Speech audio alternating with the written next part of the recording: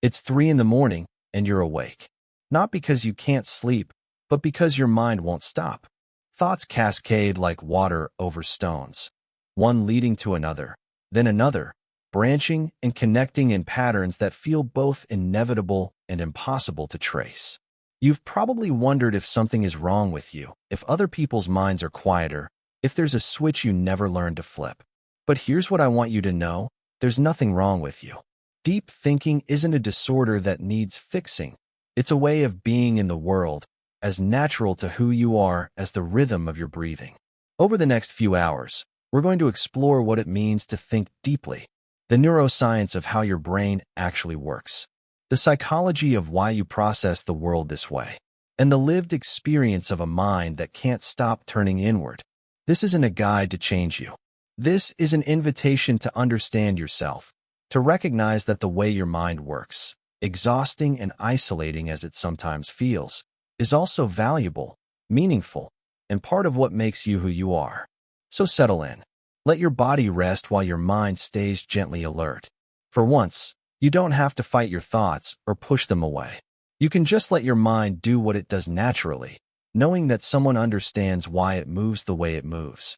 Let's get started. The architecture of deep thought. In the late 1990s, a neuroscientist named Marcus Raichle made a discovery that would fundamentally change how we understand the brain. He was studying brain activity using functional MRI, watching which regions lit up when people performed specific tasks. But Raichle noticed something unexpected. When his subjects weren't doing anything, when they were just lying there, supposedly at rest, their brains weren't quiet at all. In fact, certain regions became more active during these rest periods than during focused tasks. The brain, it turned out, had a resting state that wasn't resting at all. Raichle called this the default mode network, the DMN, and its discovery revealed something profound about the nature of consciousness. The default mode network is a constellation of brain regions that activate when your mind wanders. When you're not focused on the external world, when you're daydreaming or reminiscing or imagining the future, the DMN comes alive. It includes the medial prefrontal cortex. That's the front center part of your brain, just behind your forehead. It includes the posterior cingulate cortex, deep in the center back of your brain. And it includes regions of the inferior parietal lobule on the sides, where sensory information gets integrated into coherent experience. Think of the DMN as the mind's background music. It's always playing beneath conscious awareness, even when you're focused on something else. It's the soundtrack to your inner life, the narrator of your autobiography, the simulator of future possibilities, the system that lets you understand that other people have minds different from your own. When you lie in bed at night and your thoughts drift from one memory to another, from what happened today to what might happen tomorrow, from wondering what someone meant by their words to imagining a conversation that hasn't happened yet, that's your default mode network at work. It's where the self lives, in a sense. The experiencing, remembering, anticipating self. Now here's what's fascinating about deep thinkers. Research by psychologists Jonathan Schooler and Jonathan Smallwood has shown that people who engage in frequent contemplation, whose minds naturally gravitate toward abstraction and introspection, show different patterns of connectivity within the default mode network. The nodes communicate differently. The network doesn't just activate, it integrates information in more complex ways. For some people, the DMN is like a simple melody. For deep thinkers, it's more like a symphony, more instruments, more harmonies, more intricate interplay between the parts. This isn't necessarily better or worse. It's just different. It means that when your mind wanders, it wanders differently. It makes connections that others might not make. It lingers in places others might pass through quickly. And that background music? For you, it's never really in the background. It's always there, always composing, always weaving the threads of experience into something that demands to be examined. Dual process theory, the two systems of mind. The psychologist Daniel Kahneman spent decades studying how people make decisions, and he discovered something counterintuitive. We don't think with one unified mind. We think with two distinct systems, operating on different principles, often reaching different conclusions. Kahneman called them System 1 and System 2. System 1 is fast, automatic, unconscious.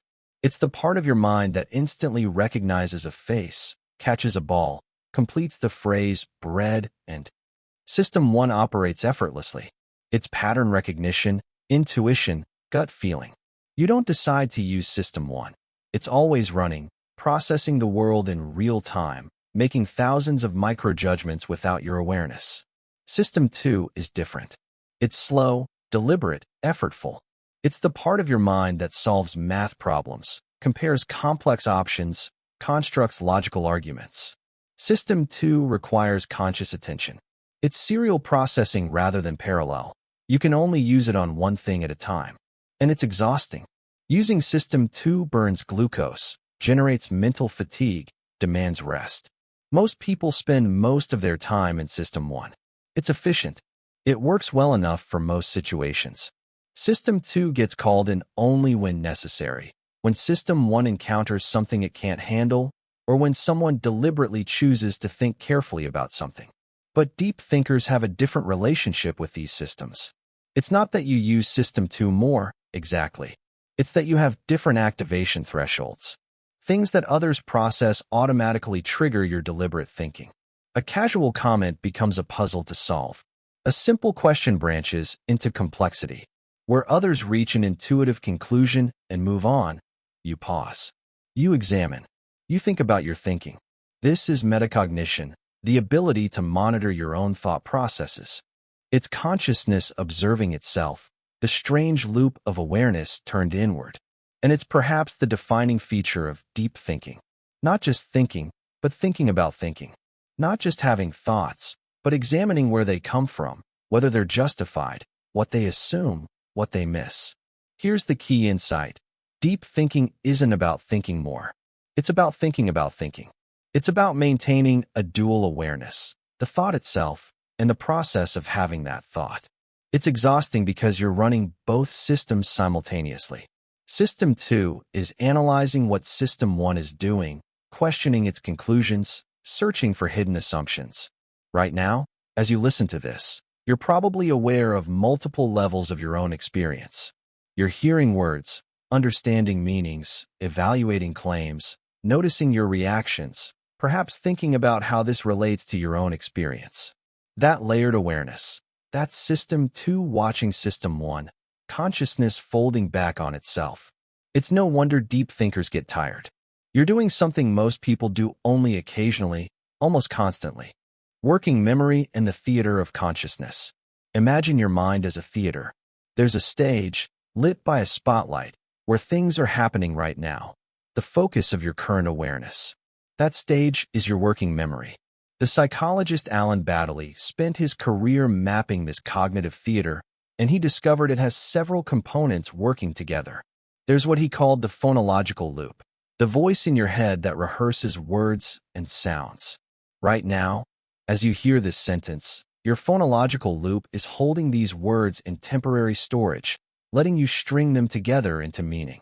There's the visuospatial sketchpad, the mind's eye where you manipulate visual and spatial information.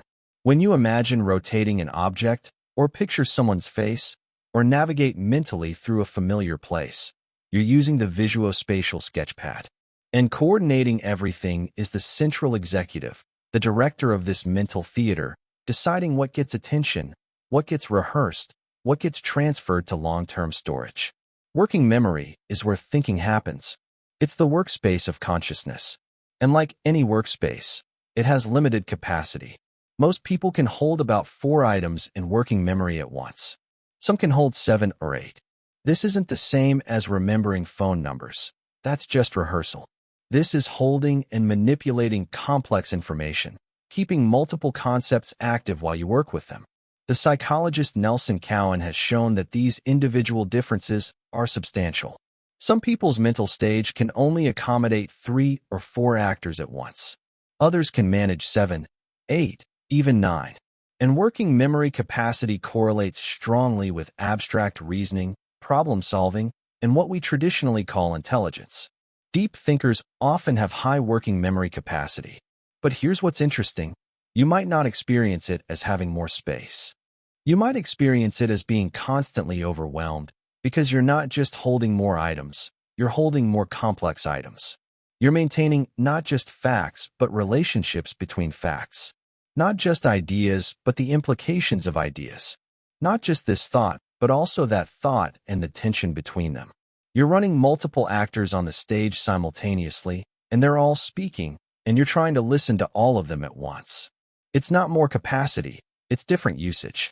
More elaborate, more interconnected, more demanding. Think about it right now. As you listen to these words, what else is present in your awareness? Are you holding questions from earlier? Are you thinking about how this relates to your own experience? Are you simultaneously processing the content, evaluating it, feeling something about it, and noticing yourself doing all of this? How many actors are on your stage right now? And how long have they been performing? This is the challenge of the deep thinker's mind. The theater is never empty. The show never really stops. Even when you want to focus on one thing, the other actors keep improvising in the background, demanding attention, creating complexity where simplicity would be more comfortable. The frontoparietal control network. Working memory doesn't operate in isolation.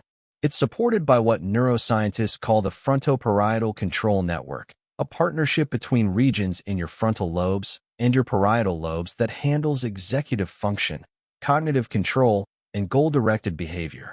The star of this network is the dorsolateral prefrontal cortex. It sits in the upper outer portions of your frontal lobes, and it's responsible for maintaining and manipulating information in working memory. When you hold a problem in mind, rotate it mentally, work through logical steps, resist distraction, that's your dorsolateral prefrontal cortex doing its job. Michael Posner, one of the pioneers in understanding attention, mapped out how different attention networks work together. The frontoparietal network is what he called the executive attention network, the one that lets you focus voluntarily, override impulses, stay on task despite interference. And here's what research has found about deep thinkers. Enhanced connectivity between frontal and parietal regions. The communication is stronger, faster, more integrated. It's as if the neural highways between these areas are wider, allowing more traffic to flow. This sounds like an advantage. And in many ways, it is. It means you can handle more complexity, maintain focus on difficult problems, work with abstract concepts that would overwhelm simpler systems. But it comes with a cost. The brain is expensive. It's only about 2% of your body weight, but it consumes roughly 20% of your energy. And the frontoparietal control network is especially expensive to run. Every moment of sustained concentration, every act of working memory, every deliberate thought burns glucose and generates metabolic byproducts that create mental fatigue. Deep thinkers with highly active frontoparietal networks are essentially running a more expensive cognitive operation. You're burning more fuel. And you feel it. That distinctive mental exhaustion that comes not from physical exertion, but from thinking itself. The fatigue that makes you need to lie down after intense intellectual work, even though you haven't moved your body at all. This is real. This is biological. When you feel tired from thinking, you're not being lazy or weak. You're experiencing the metabolic cost of running a cognitively demanding system. Your brain has been working hard, and it needs rest, just like muscles need rest after physical exertion. So when you feel that familiar exhaustion settling in right now, as you lie here listening, know that it's not just sleepiness. It's the day's cognitive labor catching up with you. Your frontoparietal control network has been active all day, maintaining, manipulating, controlling, focusing. And now, finally, you're letting it rest. Neural efficiency versus neural elaboration. Here's a paradox that neuroscientists have been grappling with for years. When researchers scan the brains of highly intelligent people, they sometimes find something unexpected. Less activation, not more. Simpler patterns, not more complex ones. The brain working more efficiently, using less energy to accomplish the same tasks. This is neural efficiency. Like a master craftsman who makes the work look easy, some gifted minds process information with minimal effort, minimal activation, minimal fuss. Their brains have optimized the pathways, pruned the unnecessary connections, streamlined the process. Richard Heyer's research has identified this pattern in people who score highly on intelligence tests. Sometimes their brains show remarkably little activity while solving complex problems. But there's another pattern too, and it's almost the opposite. Some highly capable minds show more activation, not less. More areas lighting up, more connections being made, more elaborate processing. Their brains aren't streamlined. They're sprawling, making connections across distant regions, integrating information in complex ways. This is neural elaboration. And this is what often shows up in deep thinkers. Not efficiency, but richness. Not the minimal path to the answer, but the exploratory journey through multiple perspectives. Your brain doesn't just solve problems.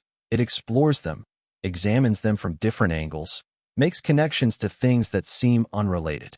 Heyer's Pareto frontal integration theory, the P-fit model, suggests that intelligence depends on how well certain brain regions work together, particularly areas in the parietal and frontal lobes. But the model also reveals that there are different ways to be intelligent, different architectural styles for the thinking brain. Some minds are like elegant modern buildings, all efficiency, clean lines, no wasted space. Every element serves a clear purpose. The structure does exactly what it needs to do and nothing more. Other minds are like sprawling gardens, organic, interconnected, full of unexpected paths and hidden corners. You don't travel through them efficiently. You explore them, get lost in them, discover things you weren't looking for. There's beauty in the complexity, insight in the wandering. Neither is better. They're just different architectures for consciousness. So here's a question to sit with as you lie here in the quiet. Is your mind a well-oiled machine or a sprawling garden? When you think, do you take the shortest path to understanding, or do you wander through tangential connections, exploring implications, noticing patterns that others might consider irrelevant? There's no right answer. But knowing your architecture, understanding the shape and style of your particular mind, that's a form of self-knowledge worth having. Because once you know whether you're a machine or a garden, you can stop trying to be the other thing. You can stop wondering why thinking feels the way it does for you. You can accept your mind's particular way of moving through the world. But the hardware of thought is only half the story. The way we use this machinery shapes who we become. The neural networks are real. We've seen them on brain scans, mapped their connections, measured their activity. But the lived experience of thinking, the felt sense of consciousness exploring itself, that's something else entirely. And that's where we're going next. Into the phenomenology of deep thinking. Into what it feels like, from the inside, to be a mind that can't stop examining itself. Conscious experience in Qualia. In 1890, the psychologist William James wrote about this stream of consciousness, this continuous flow of experience that characterizes mental life. Not discrete thoughts like beads on a string, but a flowing river where one thing blends into another, where boundaries are soft and permeable. James understood that consciousness isn't a series of snapshots. It's more like music, always moving, always in transition, with themes that recur and develop and transform. When you think, you don't just have thoughts. You experience them. There's a felt quality to consciousness, a subjective texture that's impossible to fully capture in words. Philosophers call these felt qualities qualia, the redness of red, the painfulness of pain, the specific taste of coffee that you could never adequately describe to someone who's never tasted it. Your thoughts have qualia too. They have texture, weight, color in some metaphorical sense. Some thoughts feel light and quick. Others feel dense, heavy, demanding. Some arrive with a sense of clarity and rightness. Others feel murky, provisional, like you're groping in the dark. The philosopher Thomas Nagel asked a famous question, what is it like to be a bat? His point wasn't really about bats. It was about the irreducibility of subjective experience. A bat navigates by echolocation, by sound waves bouncing off objects. We can understand the physics of this. We can map the neural circuits. But we can never really know what it feels like to be a bat, to experience the world as patterns of echoing sound. The same is true for consciousness itself. I can describe the neural correlates of deep thinking, but I can never fully convey what it feels like to be you, thinking your thoughts. And this is crucial for understanding deep thinkers, because you don't just think differently. You experience thinking differently. Deep thinkers often have rich, detailed phenomenological experiences of their thoughts. You don't just think that something is true. You experience the thinking itself. You feel the moment when an idea clicks into place. You sense the texture of uncertainty when you're wrestling with something complex. You notice the quality of attention shifting as your mind moves from one concept to another. There's a difference between having a thought and being aware of having a thought. Most people spend most of their time simply having thoughts, swept along by the stream. But you're watching the stream while being in the stream. You're experiencing the experience. And that creates a kind of double consciousness that shapes everything about how you move through the world. The observer and the observed. The psychologist John Flavel pioneered the study of metacognition in the 1970s, thinking about thinking, knowing about knowing. But what Flavel described scientifically, contemplative traditions had understood for millennia. Buddhist meditation practices, for instance, are built around the capacity to watch your own mind without getting caught in its contents. There's something strange about this ability. When you watch yourself think, who's doing the watching? If you can observe your thoughts, then you must be something other than your thoughts. But what? And where is this observer located? Is it another thought watching the first thought? And if so, who's watching that one? This isn't just philosophical speculation. It's something you can directly experience right now. Notice that you're listening to these words. Now notice that you're noticing. There's a capacity to step back from immediate experience, to create what Ethan Kross calls psychological distance. His research shows that this self-distancing, talking to yourself in the second or third person, viewing your situation as if from the outside, can actually help regulate emotions and improve decision-making. But for deep thinkers, this observer position isn't something you cultivate deliberately. It's your default mode. You're always watching, always aware of your awareness. Sometimes this feels like wisdom. You can see your own biases, catch your own errors, maintain perspective. But sometimes it feels like a curse. You can't just be angry. You're watching yourself be angry, analyzing why you're angry, judging yourself for being angry. You can't just enjoy a moment. You're simultaneously experiencing it and thinking about experiencing it.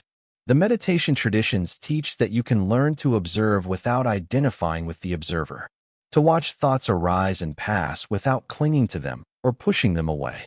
But this is easier said than done, especially for a mind that's built for analysis. Your observer doesn't just observe, it comments, evaluates, questions, tries to understand. The watcher becomes another performance to watch. Who is watching when you watch yourself think? Maybe that's not a question with an answer. Maybe it's a koan, a paradox meant to point towards something that can't be captured in concepts. The strange loop of consciousness turning back on itself, forever and without resolution. Associative thinking and mental leaps. Your mind makes connections. Not just logical connections, but associative ones. Leaps from one concept to another through pathways that seem obvious to you, but mystifying to others. Someone mentions ocean, and your mind jumps to mortality, to Victorian poetry, to your grandmother's kitchen in 3 quick moves. You can trace the connections if you try, but often the path is so quick, so intuitive, that you arrive at the destination without consciously traveling. The psychologist Sarnoff Mednick developed the remote associates test to measure creative thinking. He'd give you 3 words, say, cottage, Swiss, cake, and you'd have to find a 4th word that connects them all. In this case, cheese. The test measures your ability to make connections between distant concepts, to find the hidden threads that link apparently unrelated things. Deep thinkers often excel at this, not because you're trying to be creative, but because your mind naturally wanders to unexpected places. Cognitive psychologists Alan Collins and Elizabeth Loftus described how concepts are stored in semantic networks, vast webs of associated meanings where activating one node sends ripples of activation to connected nodes. For most people, activation spreads to nearby nodes. Obvious, direct associations. But some minds have longer threads. Activation spreads farther, reaches more distant concepts, makes more unusual connections. Think of thoughts as nodes in an infinite web. For some people, the silk threads connecting them are short and thick, strong connections to nearby concepts. For you, the threads are longer, finer, reaching across greater distances. When one thought vibrates, it sets others trembling far across the web. This is why a simple question can send your mind spiraling into complexity. This is why you see connections others don't see, implications others don't notice. Mark Beeman has studied the neuroscience of insight, those aha moments when the answer suddenly becomes clear. He's found that insight involves the right hemisphere making remote associations, connecting distant concepts in ways the more linear left hemisphere wouldn't attempt. That flash of understanding isn't magic. It's your brain finding an unexpected path through the semantic network, a shortcut across the web that links things that seemed unrelated. Your mind does this constantly, not always producing insights, but always exploring, always wandering those long silk threads to see where they lead. Sometimes this feels like a gift, the sudden understanding that comes from an unexpected connection. Sometimes it feels like chaos, too many associations, too many branches, too many paths to follow. But it's the fundamental way your consciousness moves through the space of possible thoughts. The experience of intellectual absorption. There's a state of consciousness that the psychologist Mihai Csikszentmihalyi spent decades studying. He called it flow. It's that experience of being completely absorbed in an activity, losing track of time, feeling perfectly matched to the challenge at hand. Athletes describe it. Musicians know it. It's the zone, the groove, that state where action and awareness merge. But there's a particular kind of flow that's less often discussed. The flow of pure contemplation. Not flow in action, but flow in thought. When you're deep in a problem, exploring an idea, following a chain of reasoning, and hours pass without your noticing. When you look up and the light has changed, the room has darkened, and you have no idea where the time went. This is one of the defining experiences of deep thinkers. You can become absorbed in thinking itself, in a way that feels almost physical. The world falls away. Your body disappears. There's just the thought, the problem, the question, unfolding in the space of your awareness. Time distorts. Minutes feel like seconds, or seconds feel like minutes, depending on the depth of the dive. What's remarkable about this is that thinking is usually considered effortful. We talk about hard thinking and mental work, and it is work. We discuss the glucose consumption, the cognitive load, the fatigue. But for deep thinkers, there's something autotelic about it. That means self-rewarding, from the Greek. Autos, self, and telos, goal. The thinking isn't a means to an end. The thinking is the end. The process is the reward. You don't think in order to reach conclusions, though conclusions may come. You think because thinking itself satisfies something deep in your nature. There's pleasure in the mental movement, in the feeling of your mind working on something complex, in the sensation of understanding, expanding, or deepening, or becoming more nuanced. This is different from flow in action. When a musician is in flow, their body knows what to do. When an athlete is in the zone, the movements are automatic. But contemplative flow requires sustained conscious effort. You're not on autopilot. You're fully engaged, fully present, fully working. Yet it doesn't feel like work. It feels like the most natural thing in the world. Other people sometimes don't understand this. They see you lost in thought and assume you're avoiding something, procrastinating, wasting time. They don't see that you're doing exactly what you're built to do. That this absorption in ideas is as essential to your well-being as physical exercise is to an athlete. That your mind needs this the way some people need to run or create or build with their hands. Rumination versus productive contemplation. But here's where it gets complicated. Because not all deep thinking is healthy. There's a shadow side to the contemplative mind, and it's important to name it clearly. The psychologist Susan Nolan Hoeksema spent her career studying rumination, that repetitive, circular thinking that characterizes depression and anxiety. Rumination looks like deep thinking from the outside. You're lost in thought, absorbed, intense. But from the inside, it feels entirely different. Rumination is repetitive. You circle the same thoughts over and over without resolution. It's past-focused, replaying events that are finished, conversations that are done. It's emotionally negative, colored by regret, shame, anger, anxiety. And it's unconstructive. It doesn't lead anywhere. It doesn't generate insight or understanding or new possibilities. It's a wheel spinning in mud, digging deeper into the same rut. Productive contemplation is different. It's exploratory, not repetitive. Your mind moves, wanders, makes connections, tries different perspectives. It's present or future-focused, working with what is or what could be, not what was.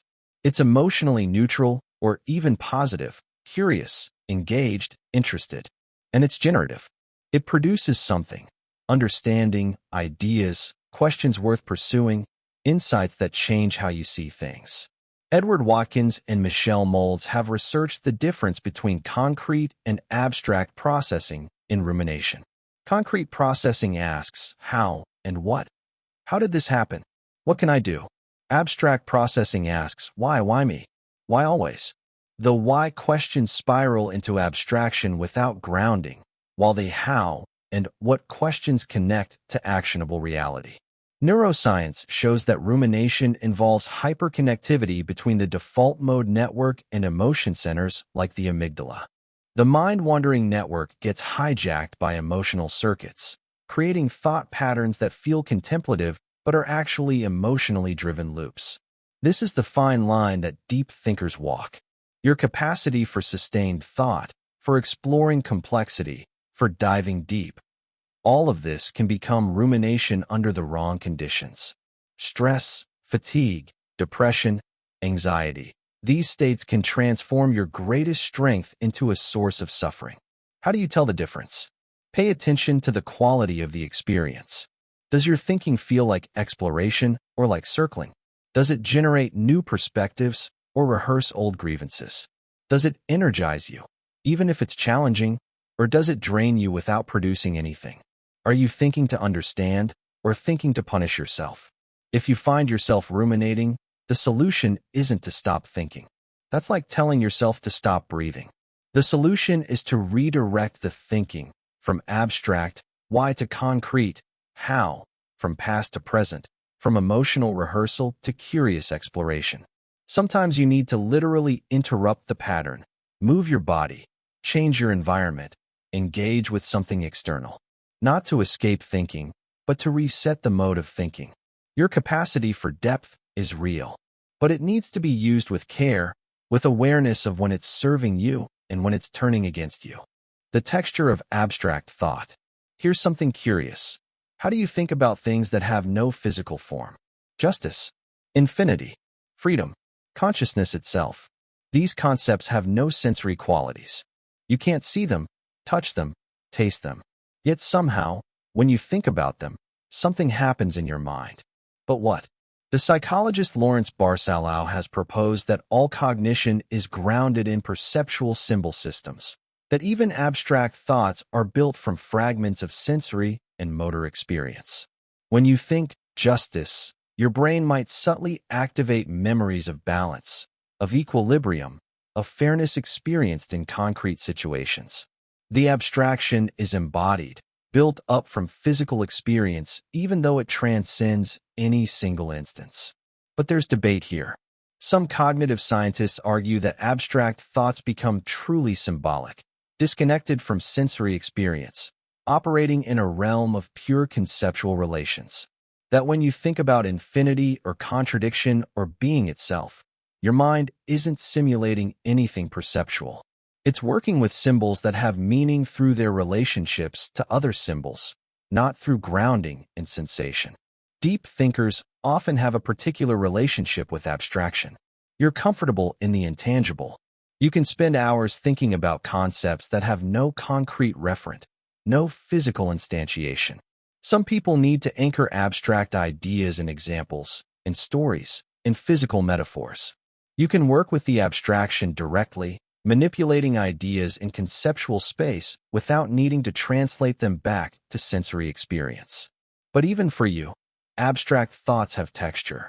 When you think about justice, something happens in your consciousness. Maybe you don't visualize scales or courtrooms.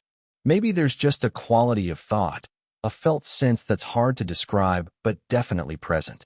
A kind of conceptual shape, a pattern of relations, a way that the idea sits in awareness. Try it right now. Think about infinity. Not the mathematical symbol, not a concrete image, but the concept itself. What happens in your mind? Is there an image? A feeling?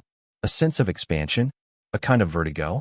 Or is there just the thought itself, pure and abstract, yet somehow still experienced as something? Or consider justice. When that word enters your awareness, what's present? Righteousness? Balance? Anger at injustice? A network of related concepts? Something harder to name?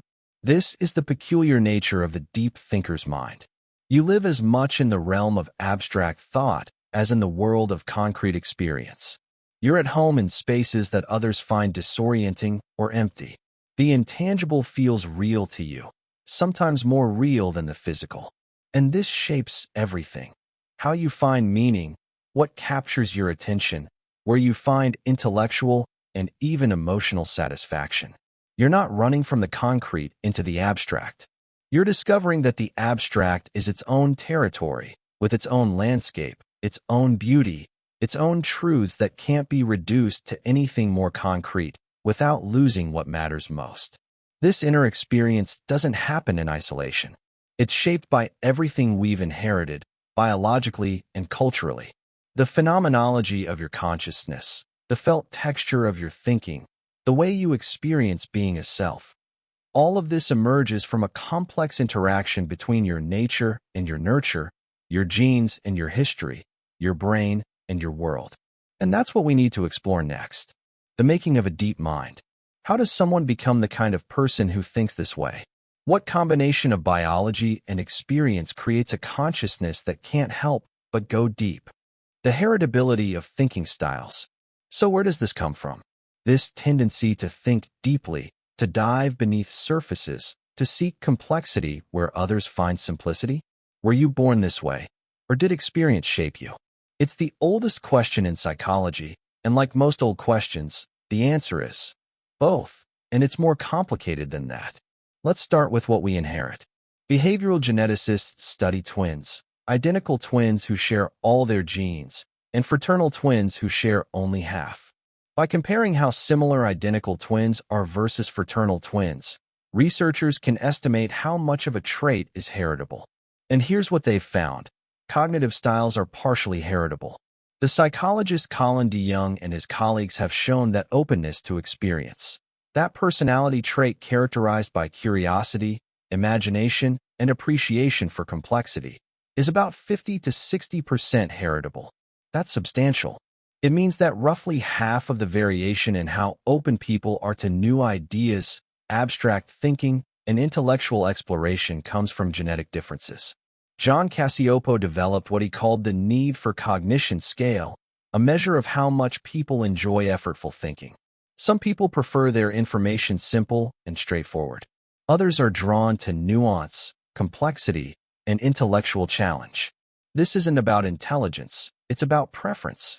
And twin studies suggest this preference has genetic roots. But here's the crucial nuance. Heritability doesn't mean determinism. Just because something is heritable doesn't mean it's fixed or unchangeable. Height is highly heritable, but nutrition matters enormously. Your genetic inheritance creates tendencies, sensitivities, predispositions. It shapes the kind of experiences that will affect you and how you'll respond to them. But it doesn't write your story in advance. Think of your genes as providing the initial conditions, the starting parameters. They influence whether you're born with a nervous system that's more reactive or more placid, whether your dopamine system pushes you toward novelty-seeking or familiarity. But what happens next? That depends on the world you encounter and how you navigate it. Temperament and the biological basis of introversion. The psychologist Jerome Kagan spent decades following children from infancy into adulthood, and he discovered something remarkable. At 4 months old, before personality, before learning, before culture, some infants show what he called high reactivity. When exposed to new stimuli, they kick their legs, arch their backs, cry. Their nervous systems respond intensely to novelty. Kagan predicted that these high-reactive infants would become cautious, thoughtful, introverted children. And they did, by adolescence.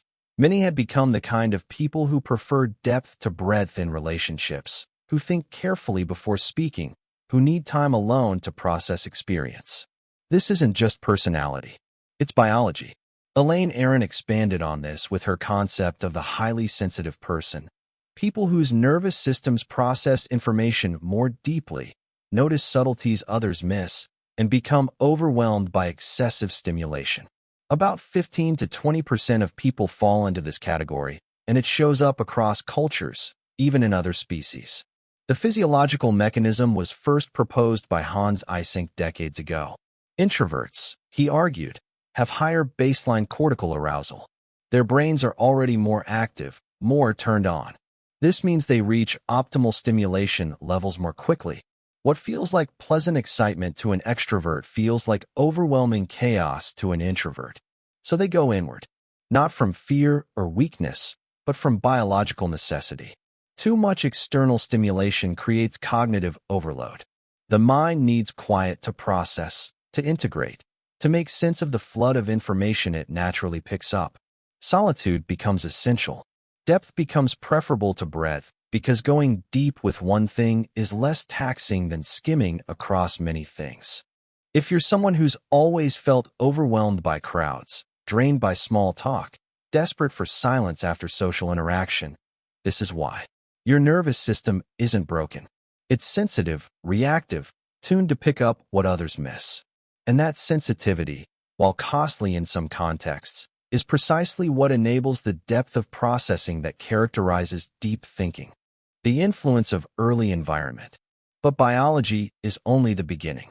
The environment you grew up in shapes how your temperament expresses itself, what becomes possible for your thinking, what feels safe or dangerous about intellectual exploration. Attachment theory, developed by John Bowlby and Mary Ainsworth, shows that early relationships create internal working models, unconscious templates for how relationships work, whether the world is safe, whether you can trust your own perceptions. Secure attachment, having caregivers who are consistently responsive and attuned, creates a foundation for exploration. You can venture into new territory, physically and mentally, because you trust there's a secure base to return to. This matters for intellectual development. Children who feel secure are more likely to ask questions, explore ideas, develop independent thinking. They can tolerate uncertainty because uncertainty doesn't threaten their fundamental sense of safety. The psychologist Diana Baumrind identified different parenting styles: authoritarian, rigid rules, little warmth; permissive, warmth but no structure; and authoritative, both warmth and structure. Research consistently shows that authoritative parenting, setting high expectations while providing support and respecting autonomy, produces the most confident, self-directed thinkers. But here's what's complicated. Some of the deepest thinkers emerge from imperfect environments. Sometimes being slightly misunderstood, slightly at odds with your surroundings, forces you to develop an independent perspective. Intellectual giftedness studies show that children who were encouraged to think independently, even when it made them inconvenient, often developed more original thinking than those who were constrained to conform. Your childhood didn't make you a deep thinker, but it shaped how that depth expresses itself, whether with confidence or anxiety, whether openly or secretly, whether as a source of pride or as something you learn to hide. The autodidact's mind. Some of the most interesting thinkers are autodidacts, self-taught, self-directed learners who educate themselves outside formal systems. There's something psychologically distinct about the autodidact's relationship with knowledge. George Lowenstein's information gap theory explains this beautifully. Curiosity arises from the gap between what you know and what you want to know. It's not ignorance itself that drives learning, it's awareness of your ignorance.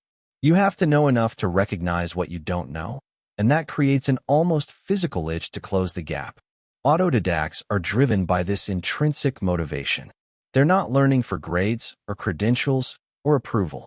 They're learning because not knowing feels intolerable, and this changes the quality of learning. Stanislas Dehaene's research shows that deep reading, sustained, focused engagement with complex texts literally changes brain structure, creating new neural pathways, strengthening connections between language and meaning networks. Think of Eric Hoffer, the longshoreman philosopher who educated himself in public libraries and wrote profound social analysis. Or Malcolm X, who transformed himself intellectually during his prison years through disciplined reading. Or Virginia Woolf, largely self-educated, who became one of the most intellectually sophisticated writers of her time. What these thinkers share is the psychology of the intellectual outsider. They weren't fully part of academic institutions, weren't constrained by disciplinary boundaries or professional expectations. This outsider status was both burden and gift. Burden because they lacked institutional support, recognition, the validation that comes from being part of a tradition. Gift because they could think freely, cross boundaries, synthesize in ways that specialists often can't. If you've always felt like an intellectual outsider, too educated for some contexts, not credentialed enough for others, thinking in ways that don't fit established categories, you're in good company. Some of the most original thinking happens at the margins. Trauma, adversity, and reflective depth.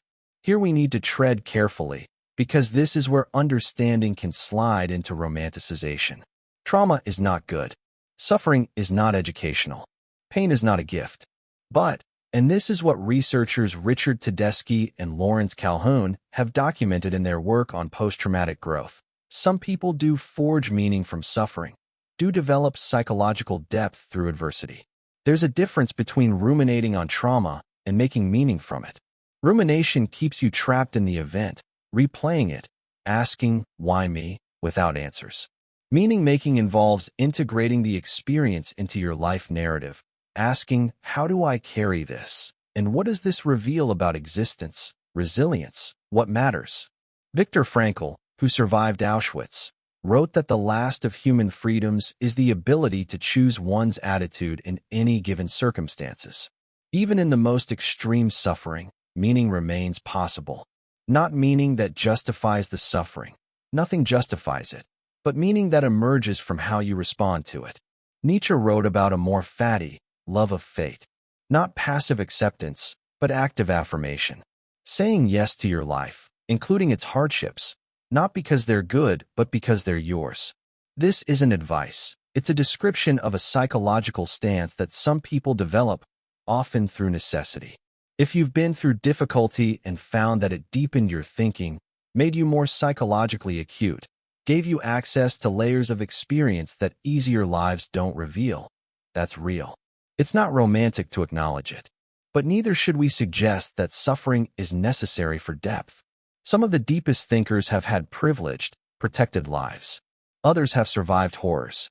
The depth comes from what you do with your experience, whatever that experience has been. Cultural contexts of deep thinking. Finally, we need to acknowledge that deep thinking itself is culturally constructed. What counts as depth, what kind of thinking is valued, even what introspection means. All of this varies across cultures. The psychologist Richard Nisbett has spent decades comparing Eastern and Western thinking styles. Western thinking, shaped by Greek philosophy, tends to be analytic, focusing on objects, categorizing them, using formal logic. Eastern thinking, shaped by Confucian and Buddhist traditions, tends to be holistic, focusing on relationships, context, dialectical reasoning that can hold contradictions. Neither is deeper than the other. They're different modes of depth.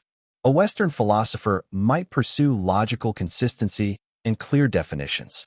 An Eastern philosopher might embrace paradox and contextual thinking. Both are thinking deeply, just in culturally shaped ways.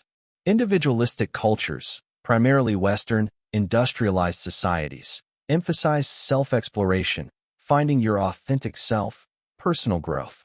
This creates a psychological permission for introspection. Collectivist cultures emphasize harmony, relationships, understanding your role within the social fabric.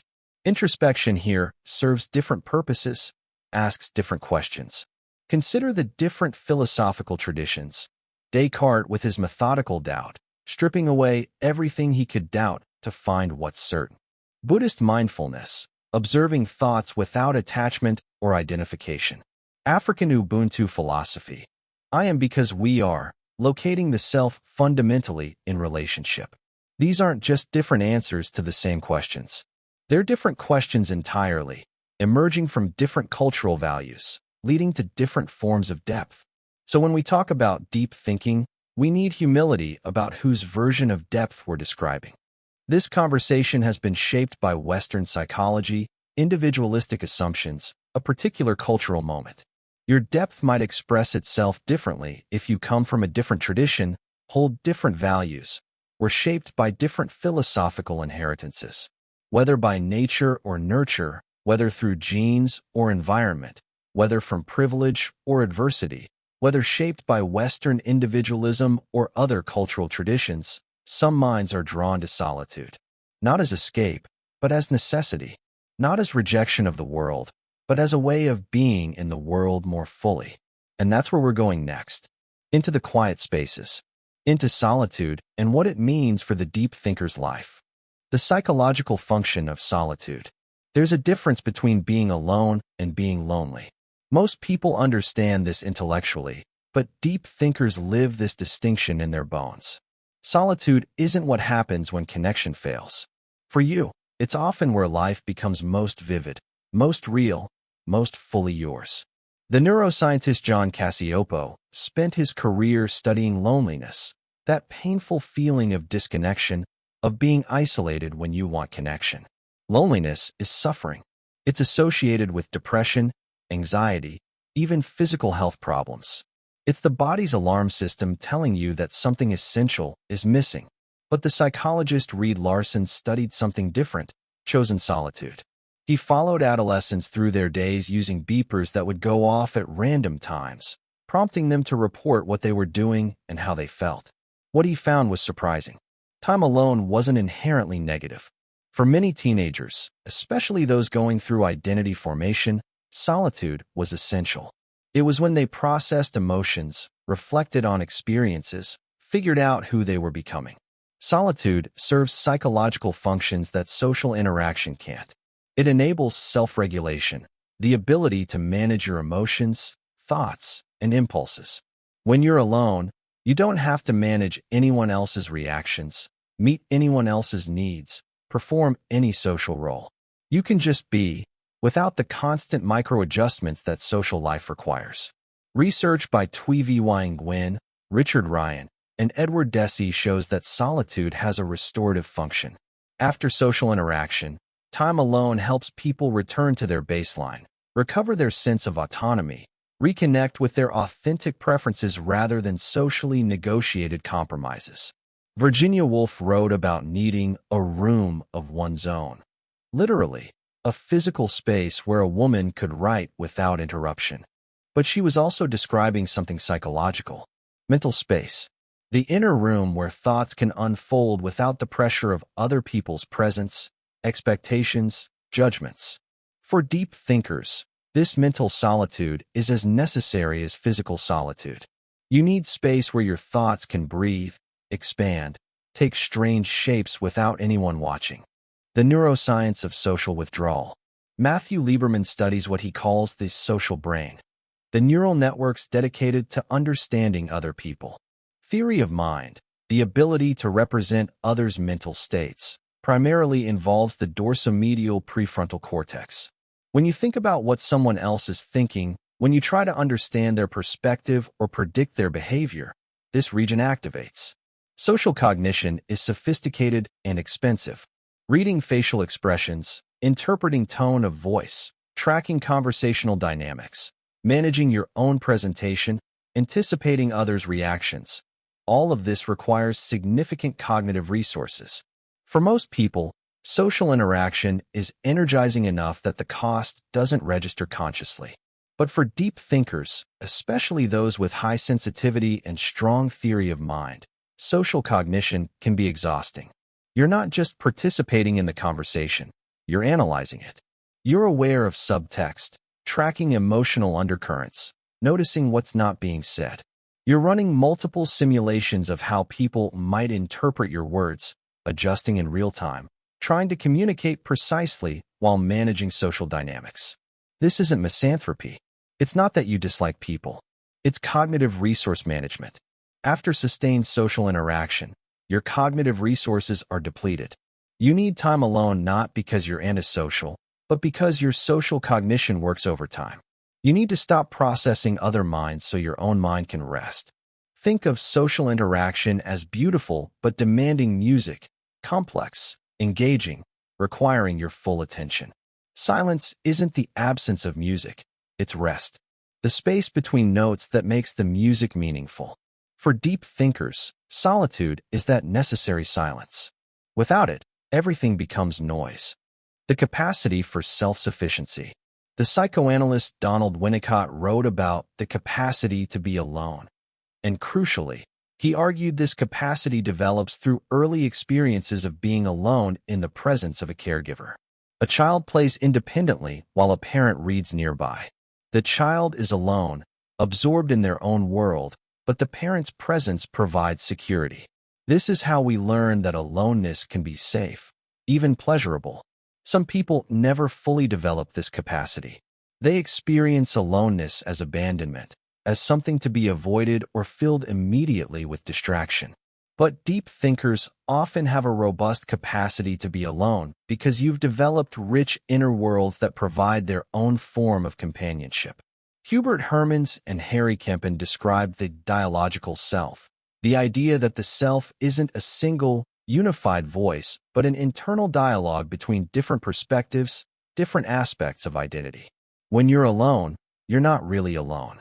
You're in conversation with yourself, with ideas, with imagined others, with questions and possibilities. Henry David Thoreau went to Walden Pond deliberately seeking solitude, and he wrote, "I never found the companion that was so companionable as solitude." This isn't misanthropic isolation. It's a positive relationship with aloneness, a recognition that the inner world offers something valuable that can't be found in constant company. Your inner world is genuinely populated. There are ideas to explore, problems to think through, imagined conversations, memories that reveal new meanings on reflection. When you're alone, you're not empty. You're full, sometimes overwhelmingly so. Your solitude isn't deprivation. It's engagement with an interior landscape that's as complex and demanding as any social environment. Solitude and creativity. There's a pattern in the history of creative and intellectual breakthroughs. They happen in solitude. Isaac Newton did his most revolutionary work during the plague years when Cambridge was closed and he returned to his family farm, alone, undisturbed, thinking. Charles Darwin developed his theory of evolution at Down House, deliberately isolated from London's social and scientific circles. Marcel Proust wrote in a cork-lined room, shutting out sound, visitors, the world. Scott Barry Kaufman and Carolyn Gregoire document this pattern extensively.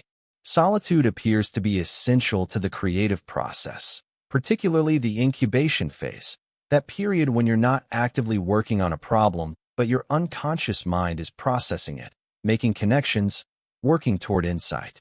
The incubation effect requires time away, not just from the specific problem, but from external demands on your attention. Breakthrough insights rarely happen in meetings or during conversations. They happen in the shower, on walks, in the quiet moments when your mind is free to wander without social obligation or external stimulation. Yet there's a paradox here. Collaboration matters too. Cal Newport writes about the tension between collaborative innovation and solitary deep work. Great ideas often emerge from conversation, from the collision of different perspectives. But developing those ideas, thinking them through, turning insight into something coherent, that requires solitude. Deep thinkers need both, but the modern world has tilted heavily toward collaboration. Open offices, constant communication, meetings about meetings. The assumption that interaction is always generative, that more connection produces better thinking. But for substantive intellectual work, solitude isn't optional. It's where the real thinking happens. The social cost of depth. Here's what's hard to talk about but necessary to acknowledge. Deep thinkers often feel misunderstood, alienated, out of step with the people around them. This isn't just insecurity or social anxiety. It's a real consequence of perceiving and processing differently. The Polish psychiatrist Kazimierz Dabrowski developed the theory of positive disintegration to explain the development of gifted individuals. He identified what he called overexcitabilities, heightened sensitivities in intellectual, emotional, sensory, psychomotor, and imaginative domains. People with these overexcitabilities experience everything more intensely. They think more deeply, feel more strongly, notice more, need more stimulation intellectually, but less stimulation socially. For these people, the common experience is feeling too much or too intense. You ask too many questions. You want to discuss things at a level that makes others uncomfortable. You can't do casual without feeling like you're performing rather than connecting.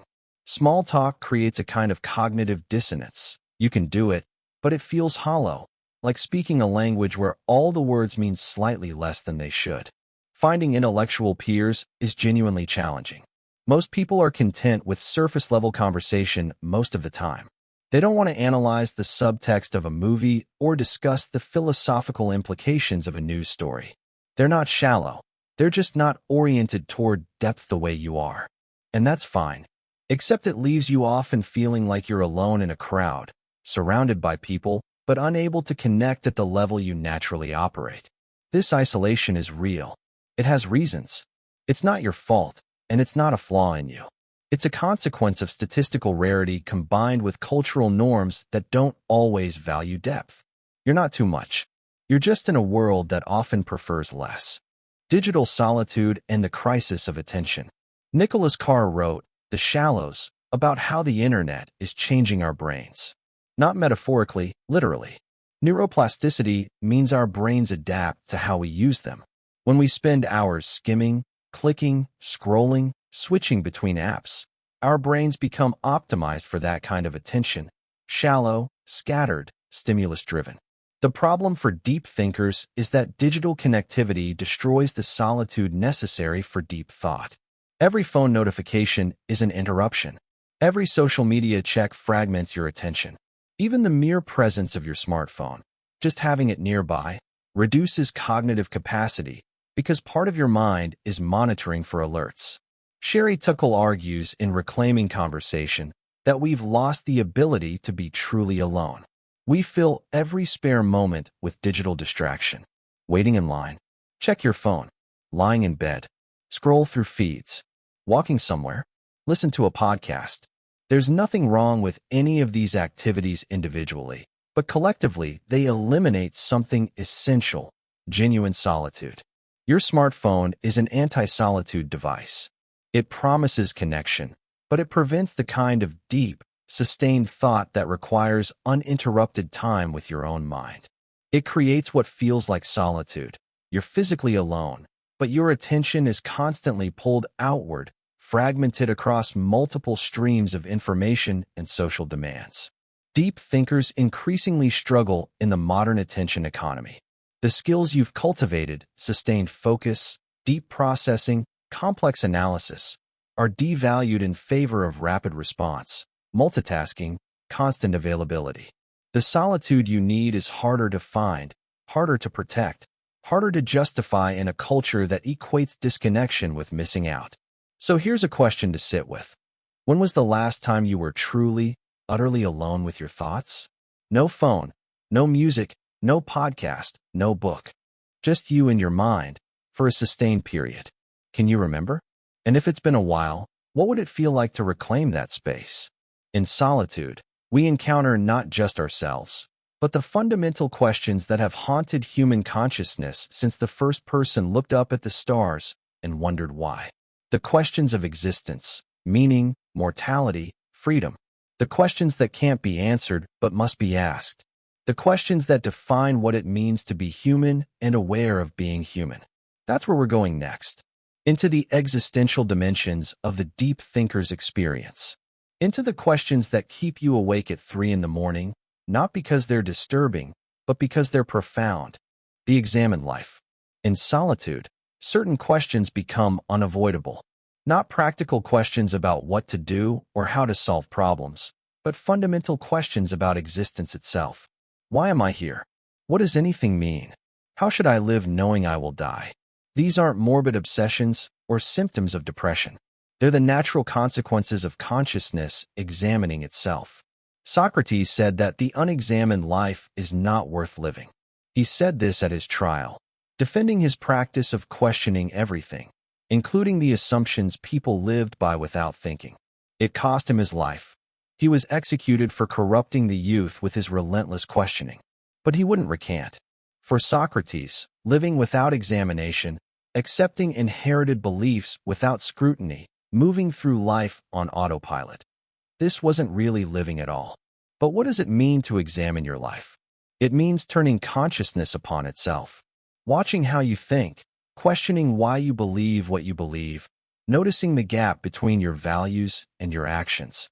It means living with a kind of double awareness, experiencing life while simultaneously reflecting on that experience. This is both privilege and burden. The privilege: you understand yourself and your world more deeply. You're less likely to be swept along by unexamined assumptions.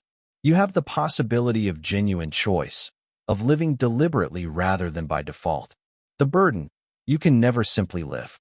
There's always the observer watching, the analyzer questioning, the voice asking, but why? Even in moments that others might just enjoy without interrogation. Deep thinkers can't help but examine. It's not a practice you adopted. It's how your consciousness naturally operates. The Danish philosopher Søren Kierkegaard distinguished between existence and reflection. Existence is living, doing, being in the moment. Reflection is stepping back to think about living. Most people spend most of their time existing. You spend significant time reflecting on existence, and this creates a distance from immediate experience that's both clarifying and alienating. There's a difference between living life and thinking about living life. Neither is complete without the other. Pure existence without reflection is unreflective, potentially unexamined. Pure reflection without existence is sterile, disconnected from the actual experience of being human. The challenge for deep thinkers is finding balance, living while examining, but not examining so much that you forget to live. Confronting Mortality. Ernest Becker wrote The Denial of Death about a profound psychological truth. Humans are the only animals who know they're going to die. We're aware of our own mortality, and this awareness creates existential terror. Much of culture, Becker argued, is elaborate denial, symbolic immortality projects that let us feel significant despite our inevitable death. Terror management theory, developed by Sheldon Solomon, Jeff Greenberg, and Tom Piszczynski, provides experimental evidence for Becker's ideas. When people are reminded of death, even subliminally, they cling more tightly to their cultural worldviews, defend their beliefs more aggressively, seek validation and significance. Mortality salience changes how we think and behave, usually unconsciously. But deep thinkers often contemplate death regularly, consciously, not from depression or morbidity, but from philosophical honesty. You know you're going to die. This fact shapes the meaning of everything else. If life is finite, if this is the only existence you get, what does that mean for how you should live? Martin Heidegger wrote about being toward death. The idea that authentic existence requires acknowledging mortality rather than fleeing from it. When you accept that you're going to die, you stop living as if you have infinite time. You make different choices. Things that seemed important reveal themselves as trivial. Things you've been postponing suddenly become urgent. There's a difference between morbid fixation and philosophical acceptance. Morbid fixation is ruminating on death from fear, imagining ways you might die, becoming paralyzed by mortality. Philosophical acceptance is acknowledging death as the horizon that gives life shape, the boundary that makes choices meaningful. Not obsessing over death, but letting awareness of mortality inform how you live. Here's a question to sit with. How does knowing you will die change how you think? Not in a frightening way, but honestly. Does it make things more precious? Does it create urgency or despair? Does it free you from caring about trivial things? Or does it make everything feel pointless? There's no right answer. But the question itself, that's what the examined life asks you to consider. The Problem of Meaning. Viktor Frankl survived Auschwitz and wrote Man's Search for Meaning about what he witnessed and learned. In the most extreme suffering imaginable, some people maintained their humanity while others didn't. The difference, Frankl observed, wasn't physical strength or luck. It was whether they could find meaning, a reason to endure, a purpose that transcended present suffering. Frankl argued that modern life creates an existential vacuum, a sense of meaninglessness that results when traditional sources of meaning, religion, community, clear social roles, weaken without adequate replacement. He called the resulting suffering noogenic neurosis, psychological distress that comes not from trauma or chemical imbalance, but from lack of meaning. Deep thinkers grapple with meaninglessness directly. You can't help but notice that the universe doesn't provide inherent meaning. There's no cosmic purpose written in the stars. Human significance is vanishingly small against geological and astronomical scales. We live on a planet that's existed for billions of years and will continue for billions more, and our individual lives are brief sparks in that vastness. Albert Camus called this the absurd, the confrontation between the human need for meaning and the universe's indifference to that need. But Camus didn't counsel despair. He advocated philosophical rebellion, acknowledging the absurd while choosing to live fully anyway. Like Sisyphus endlessly pushing his boulder uphill, we can choose to find meaning in the struggle itself, not despite its apparent futility, but through our commitment to it. This creates a tension, cosmic insignificance versus personal significance. On one scale, nothing you do matters. On another scale, everything you do matters intensely, to you, to the people you affect, in the brief span of consciousness you've been granted. Holding both of these truths simultaneously without collapsing into either nihilism or denial, that's the challenge. Roy Baumeister's research identifies 4 needs for meaning: purpose, goals and direction, values, standards for behavior, efficacy, belief you can make things happen, and self-worth, feeling valued. Deep thinkers often struggle with these precisely because you see through easy answers. You can't just adopt prefabricated purposes. You have to construct meaning deliberately, knowing it's a construction, and somehow that makes it both more fragile and more precious. Freedom and responsibility. Jean-Paul Sartre wrote that existence precedes essence. You exist first, then you create who you are through your choices. There's no predetermined nature, no script you're following. You're radically free to become whatever you choose to become. This sounds liberating, but Sartre understood it as terrifying. Freedom means responsibility. Every choice is yours. You can't blame circumstances or nature or God. You're the author of your life, and that's an overwhelming burden. Barry Schwartz describes the paradox of choice. More options don't make us happier, they often paralyze us. He distinguishes between maximizers, who try to make the optimal choice, and satisficers, who settle for good enough. Deep thinkers tend toward maximizing. You see all the possibilities, all the implications of each choice, all the things you're rejecting by choosing one path. And this makes choosing exhausting. Deep thinkers experience existential responsibility acutely. You're aware that you're creating yourself in every moment. That every choice, no matter how small, reflects and shapes who you are. That there's no one else to blame, no external force determining your path. This can be paralyzing. The weight of infinite possibility, the anxiety of getting it wrong, the responsibility of becoming someone when you're not sure who you should become. Eric Fromm wrote about the human tendency to escape from freedom. Freedom is so burdensome that people often choose submission to authority, to convention, to anything that removes the anxiety of choice. It's easier to follow rules, accept predetermined roles, let others decide. But this ease comes at the cost of authenticity, of living as yourself rather than as what others expect. For deep thinkers, escaping freedom is harder. You're too aware of your own agency. You can't just follow without questioning. But neither can you escape the weight of that awareness, the exhausting responsibility of continually choosing who you are and what your life means. Authenticity and self-deception. Sartre coined the term bad faith to describe how we lie to ourselves. We pretend we have no choice when we do. We act as if our social roles define us completely. We hide behind excuses and circumstances to avoid the anxiety of freedom. Bad faith is the strategy humans use to escape existential responsibility. Everyone engages in self-deception to some degree. Daniel Goleman writes about vital lies, the stories we tell ourselves that aren't quite true but help us function. Complete honesty with yourself about yourself can be brutal. Sometimes we need comforting illusions to get through the day. But deep thinkers have a compulsion toward authenticity. You can't maintain self-deception as easily because you're watching yourself too closely. When you lie to yourself, part of you knows it. The observer sees the performance. This makes bad faith uncomfortable in a way it isn't for others who don't have the same level of self-scrutiny. The psychological cost of living authentically is real. It means acknowledging things about yourself you'd prefer not to see.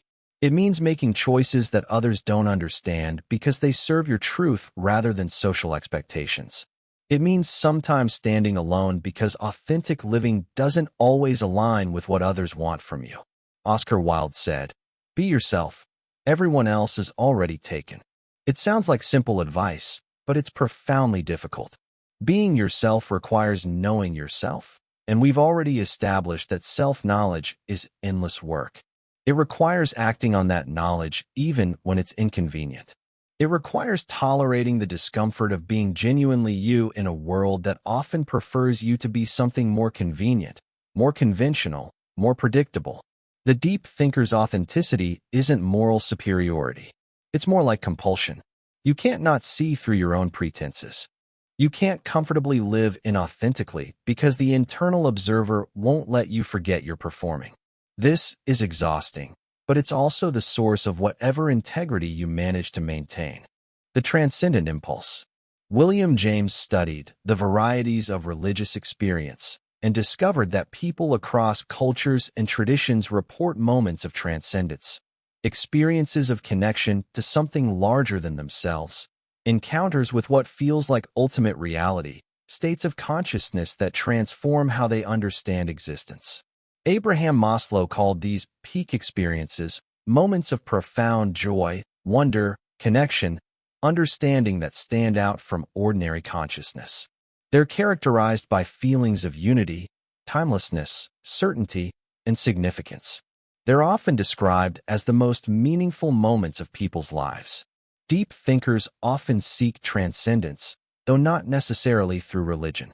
You're looking for connection to something larger, whether that's truth, beauty, meaning, understanding itself. There's an impulse to get beyond the confined self, to touch something universal, to experience the world as meaningful rather than arbitrary. Rudolf Otto described the numinous, experiences of the sacred, the holy other, the mysterium tremendum that evokes both fascination and awe. This isn't reducible to emotion or belief. It's a direct experience of something that feels more real than ordinary reality. But transcendence doesn't require traditional religion. Secular transcendence happens through nature, standing beneath the stars and feeling your place in the cosmos. Through art, losing yourself in music or literature or beauty. Through ideas, the moment when understanding suddenly expands and you see connections you'd never noticed. Through connection, rare moments of genuine intimacy when you truly see another person and feel truly seen. What takes you beyond yourself? What makes you forget the small concerns of daily life and feel part of something larger? For some, it's intellectual understanding, those rare moments when complexity resolves into clarity. For others, it's natural beauty, creative expression, or human connection. There's no prescription here, just an invitation to notice. When do you experience transcendence? And what does that tell you about what you're really seeking? These philosophical depths are not merely abstract. They're intimately connected to how we feel. The examined life creates specific emotional experiences. Confronting mortality generates particular anxieties and clarities. The search for meaning shapes your emotional landscape. Freedom and responsibility create their own forms of stress. Authenticity costs something emotionally. And transcendence, when it comes, brings emotions that ordinary life rarely touches. So we need to talk about the emotional life of deep thinkers. Not just what you think, but what you feel, and how thinking and feeling interweave in ways that shape your experience of being alive. Emotional complexity and intensity. Deep thinking isn't just cognitive, it's deeply emotional. The way you think shapes what you feel, and what you feel influences how you think.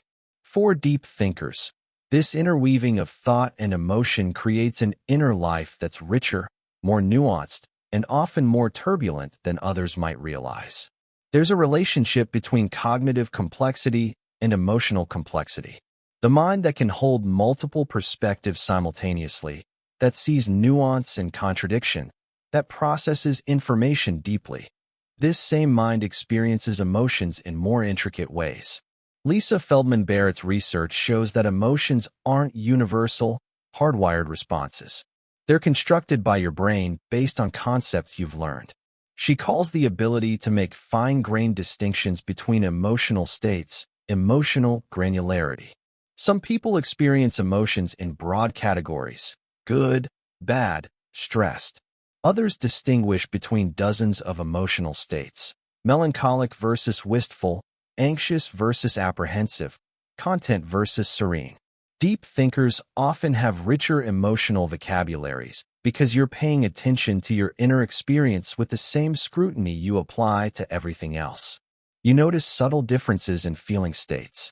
You can identify the specific flavor of your current sadness. Is it grief, disappointment, loneliness, or existential melancholy? This granularity allows for more precise emotional regulation, but it also means you're aware of complexity that others might overlook. You can hold contradictory feelings simultaneously. You love someone and feel frustrated by them. You're grateful for an opportunity and resentful of its demands.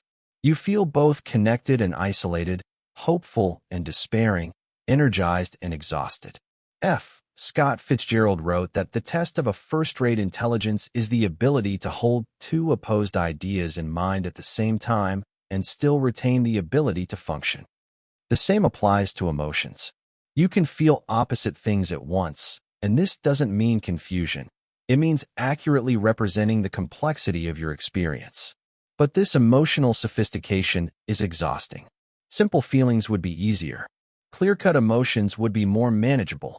Instead, you experience layered, contradictory, rapidly shifting emotional states that demand constant attention and interpretation. Empathy and perspective-taking. Mirror neurons fire both when you perform an action and when you watch someone else perform it. The anterior cingulate cortex activates both when you experience pain and when you witness others' pain. Your brain is wired for empathy, for understanding, and even sharing others' experiences. Simon Baron-Cohen distinguishes between cognitive empathy, understanding what others think and feel, and emotional empathy, actually feeling what they feel. Deep thinkers often excel at cognitive empathy. You're skilled at perspective-taking, at modeling other minds, at understanding motivations and feelings that may be very different from your own. This is a gift, but it's also exhausting. You're constantly perspective-taking, even when you don't mean to. Someone says something, and you automatically consider why they said it, what they're feeling, what they need. You understand everyone's viewpoint. The person who hurt you had reasons. The person you disagree with has valid concerns. The system that frustrates you emerged from comprehensible incentives. This understanding can feel like a curse. When you see everyone's perspective, making moral judgments becomes harder. Taking sides feels simplistic. You understand too much to be righteously angry, too much to dismiss anyone as simply wrong. This can lead to moral paralysis, an inability to act decisively because you're too aware of complexity, too sympathetic to all positions. Deep empathy also means absorbing others' emotional states. You walk into a room and immediately sense the tension. You talk to someone and feel their unspoken sadness. This isn't mystical, it's hypervigilant processing of social cues. But it means you're constantly managing not just your own emotions, but echoes of everyone else's emotions too. Anxiety and the anticipatory mind. Your default mode network isn't just for reminiscing. It's also for simulating futures. You constantly project forward, imagining possibilities, running scenarios, anticipating outcomes. This is useful for planning, but it's also the source of anxiety. Anxiety is about the future. It's your mind trying to prepare for threats, solve problems before they arise, control outcomes that haven't happened yet. Daniel Gilbert's research on effective forecasting shows that humans are remarkably bad at predicting how future events will make them feel. We overestimate both the intensity and duration of our emotional reactions. Yet we keep trying, spinning scenarios, imagining worst cases. There's a correlation between intelligence and trait anxiety. Not because smart people have more to worry about, but because the cognitive capacity for detailed future simulation creates more opportunities for anticipatory stress. You don't just worry that something bad might happen. You imagine exactly how it could happen, trace the cascading consequences, feel the emotions you'd feel if it did happen. Randolph Ness argues in Good Reasons for Bad Feelings that anxiety has adaptive value. It's your brain trying to protect you, motivating preparation, keeping you vigilant. The problem is that modern life presents endless potential threats that you can't actually prepare for. So the anxiety runs without purpose, generating suffering without solving problems. For deep thinkers, anxiety often comes from seeing too many possibilities. Every choice branches into infinite futures. Every situation contains multiple potential problems. You're aware of everything that could go wrong, every uncertainty, every risk. Managing the anxiety of infinite possibility means learning to tolerate not knowing, accepting that you can't control everything, allowing the future to remain unwritten despite your mind's insistence on writing every possible version. Depression and depressive realism. There's a controversial hypothesis in psychology called depressive realism. Lauren Alloy and Lynn Abramson's research suggested that mildly depressed people might actually see reality more accurately than non-depressed people who maintain optimistic illusions. Perhaps depression removes the rose-colored glasses, revealing the world as it actually is, indifferent, disappointing, ultimately meaningless. This hypothesis has been heavily critiqued and doesn't hold up under close scrutiny. Depression doesn't make you more realistic. It biases perception toward the negative, filters information through hopelessness, interprets ambiguity as confirmation of worthlessness. But the hypothesis persists because it resonates with a certain experience. When you see clearly, when you understand complexity, when you recognize human limitations and cosmic indifference, doesn't that naturally lead to sadness? The relationship between deep thinking and depression is real but complicated. Rumination, that repetitive, unconstructive thinking we discussed earlier, is a major risk factor for depression. Deep thinkers who can't stop analyzing, who replay failures endlessly, who think in abstract, why questions rather than concrete, how questions, are at higher risk. But it's crucial to distinguish clinical depression from existential sadness. Depression is a medical condition involving neurochemical dysregulation, persistent hopelessness, inability to experience pleasure, often requiring professional treatment. Existential sadness is the natural response to genuinely difficult truths, mortality, meaninglessness, human suffering. They're not the same, though they can coexist. Deep thinkers aren't inevitably depressed.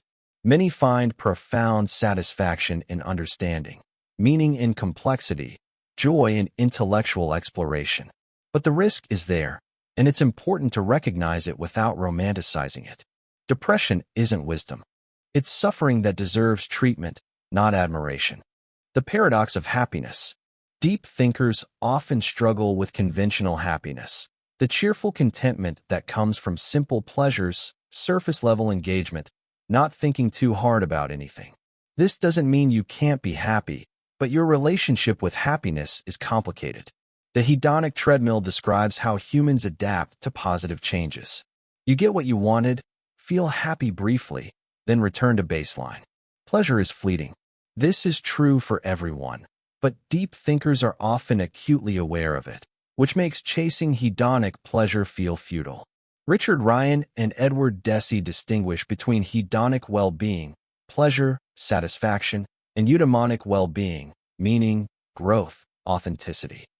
Deep thinkers often prioritize eudaimonic over hedonic. You'd rather understand something difficult than enjoy something easy. You'd rather engage with complexity than remain comfortably ignorant. John Stuart Mill wrote, "It is better to be a human being dissatisfied than a pig satisfied. Better to be Socrates dissatisfied than a fool satisfied." This captures something true about the deep thinker's values. You wouldn't trade your awareness for simpler contentment, even though awareness brings difficulty. The satisfaction of understanding, even when that understanding is troubling, feels more valuable than the comfort of ignorance. But this creates tension. Sometimes you envy people who seem happy in ways you can't access, who enjoy things without analyzing them, who live without constant self-examination, who accept easy answers and seem content. You wouldn't actually want to be them, but sometimes the weight of depth makes you wonder what it would be like. Emotional regulation through understanding. James Gross studies emotional regulation strategies, and one of the most effective is cognitive reappraisal, reinterpreting situations to change their emotional impact. Someone cut you off in traffic? Maybe they're rushing to the hospital. Your friend didn't respond to your text? They're probably busy, not angry. Deep thinkers are naturally good at cognitive reappraisal because you're skilled at generating alternative interpretations, considering different perspectives, finding more nuanced explanations than the first emotional reaction suggests. This is genuinely helpful for managing difficult emotions. But there's a double-edged sword here. Understanding can become avoidance. You can intellectualize emotions instead of feeling them. Someone hurts you, and instead of feeling angry, you analyze why they did it. You experience loss, and instead of grieving, you think about the philosophy of attachment. Understanding becomes a way to keep emotions at arm's length, to stay in your head instead of your heart.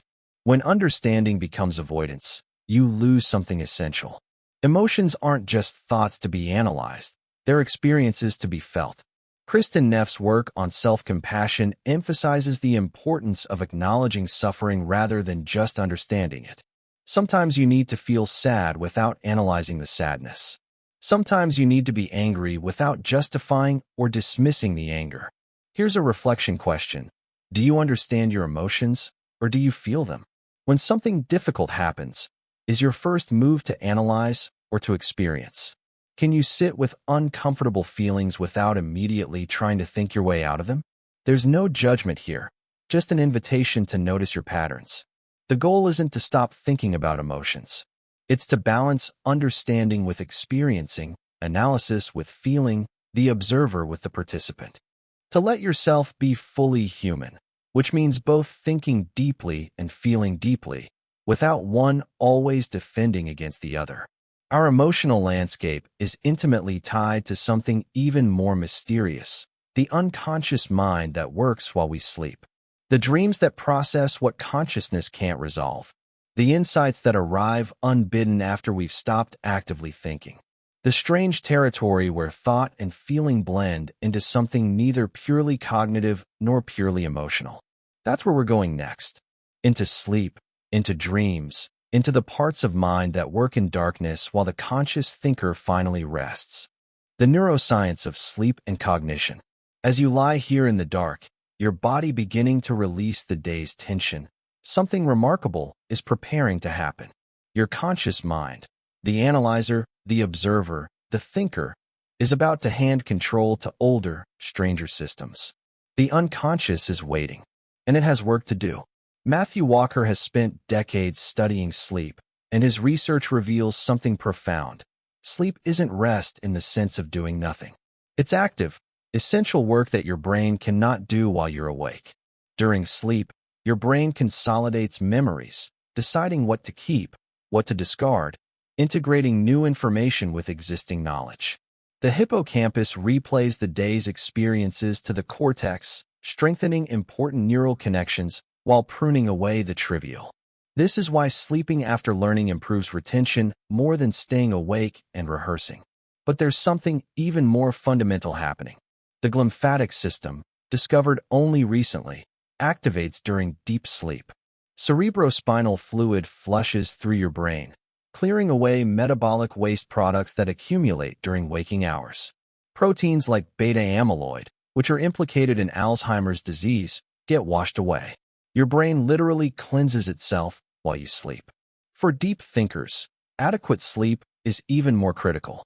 You're running a more demanding cognitive operation during the day, more connections firing, more neural activity, more metabolic byproducts accumulating. You need that nightly cleaning more than someone whose mind operates more simply. When you feel foggy after poor sleep, it's not just tiredness. It's literally the accumulation of neural waste that hasn't been cleared. REM sleep, in particular, is crucial for emotional processing. During REM, your brain processes emotional experiences from the day, integrating them, stripping away some of their raw intensity while preserving their meaning. This is why dreams often feel emotionally vivid but thematically strange. Your brain is working on the emotional content, not the literal events. And here's something beautiful. Sleep facilitates insight. Problems that seemed intractable before sleep often resolve themselves afterward. Not because you consciously thought about them, but because your sleeping brain continued working, making connections that waking consciousness couldn't see. Sleep on it isn't just folk wisdom, it's neurologically sound advice. The cognitive functions of dreaming. Why do we dream? Neuroscientists J. Allen Hobson and Robert McCarley proposed the activation synthesis hypothesis. During REM sleep, the brainstem sends random signals to the cortex, and the cortex tries to make sense of this neural noise by synthesizing it into narrative. Dreams, in this view, are the brain's attempt to create meaning from essentially meaningless signals. But Andy Ravanchuo offers a different perspective, threat simulation theory.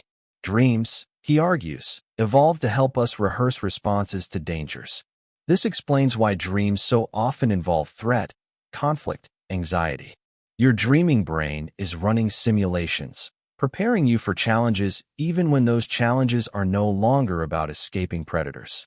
The continuity hypothesis suggests something simpler. Dreams reflect our waking concerns. What you think about during the day shapes what you dream about at night. Not literally. Dreams transform, disguise, recombine, but thematically. If you're anxious about a relationship, you might dream about losing something valuable. If you're struggling with a problem, you might dream in metaphors that capture the structure of the problem. Robert Stickgold and Matthew Walker's research shows that dreams play a crucial role in memory consolidation and emotional processing. Dreams don't just reflect concerns, they actively work on them, integrating new experiences with existing memories, finding patterns, processing emotions that were too intense or complex for waking consciousness to handle fully. Deep thinkers often have vivid, complex dreams. Your dreams might be narratively elaborate, symbolically rich, emotionally intense. This isn't random. It reflects the same cognitive complexity you experience while awake. Your dreaming brain is as active, as associative, as meaning-seeking as your waking brain.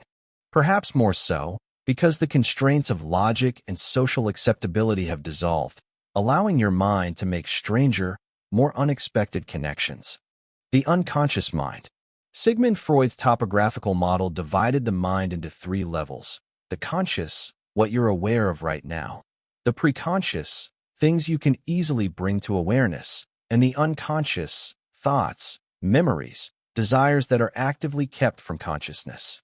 Freud believed the unconscious was a repository of repressed material, especially sexual and aggressive impulses that civilization forces us to deny. Modern cognitive neuroscience has a different view.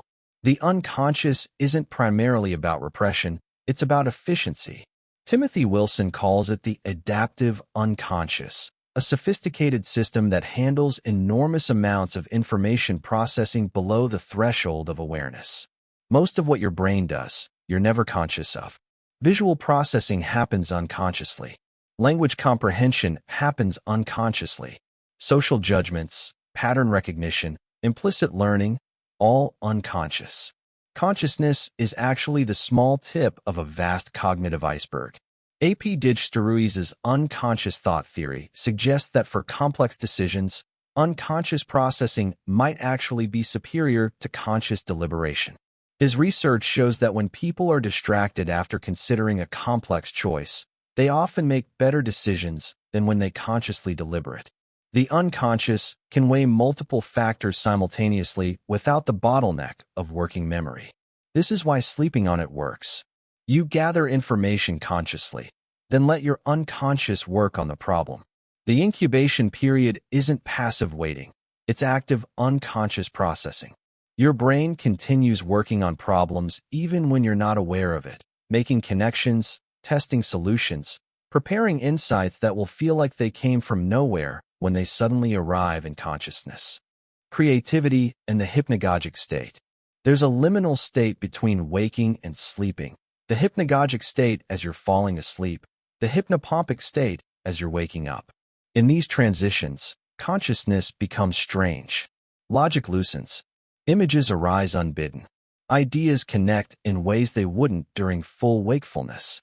Salvador Dali deliberately cultivated hypnagogic states for creative inspiration.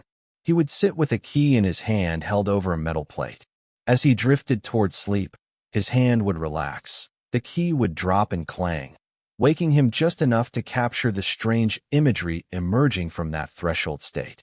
Thomas Edison used a similar technique, holding ball bearings that would drop and wake him as he drifted off. These artists and inventors understood that the hypnagogic state offers access to a different kind of thinking, more associative, less constrained by waking logic, capable of connections that conscious deliberation would dismiss as nonsensical.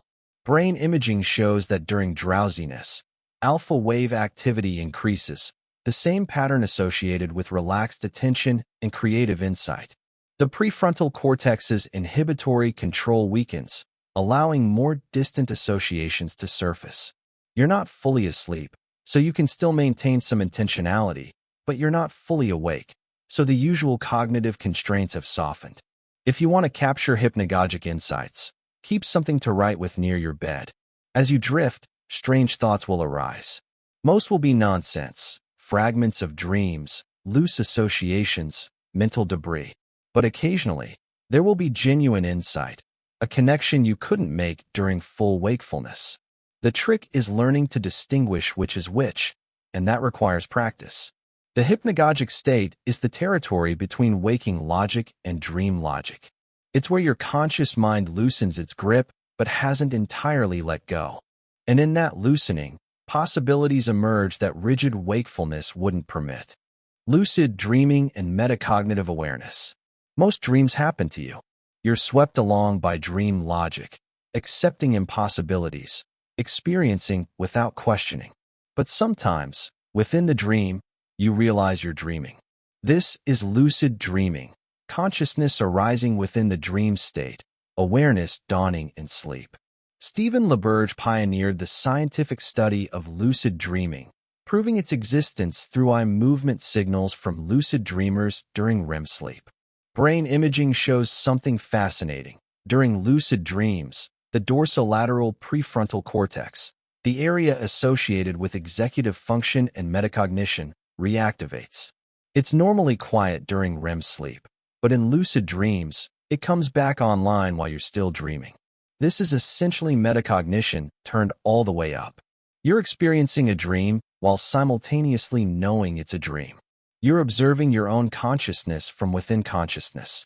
The strange loop of awareness becomes even stranger when it happens during sleep. Deep thinkers often experience lucid dreaming more frequently than others. The same metacognitive capacity that lets you watch yourself think while awake can activate during dreams. You notice something impossible, you're flying, or a deceased person is present, or the laws of physics aren't working, and that noticing triggers awareness. This must be a dream. Once lucid, you can sometimes exert control, changing the dream's direction, exploring the dream world deliberately, even using dreams for problem-solving or creative exploration. But even without control, the experience of being lucid is profound. You're simultaneously participant and observer, asleep and awake, dreaming and knowing you're dreaming. What does it mean to be awake within sleep? It suggests that consciousness isn't binary, either on or off. It's layered, capable of different degrees and kinds of awareness. The same observer that watches your waking thoughts can watch your dreaming thoughts. And in watching, It changes the experience without necessarily ending it. The rhythm of rest and insight. Your body doesn't just have a circadian rhythm, the roughly 24-hour cycle of sleep and wake. It also has ultradian rhythms, shorter cycles throughout the day, roughly 90 minutes long. Your alertness, attention, and cognitive capacity rise and fall in these waves.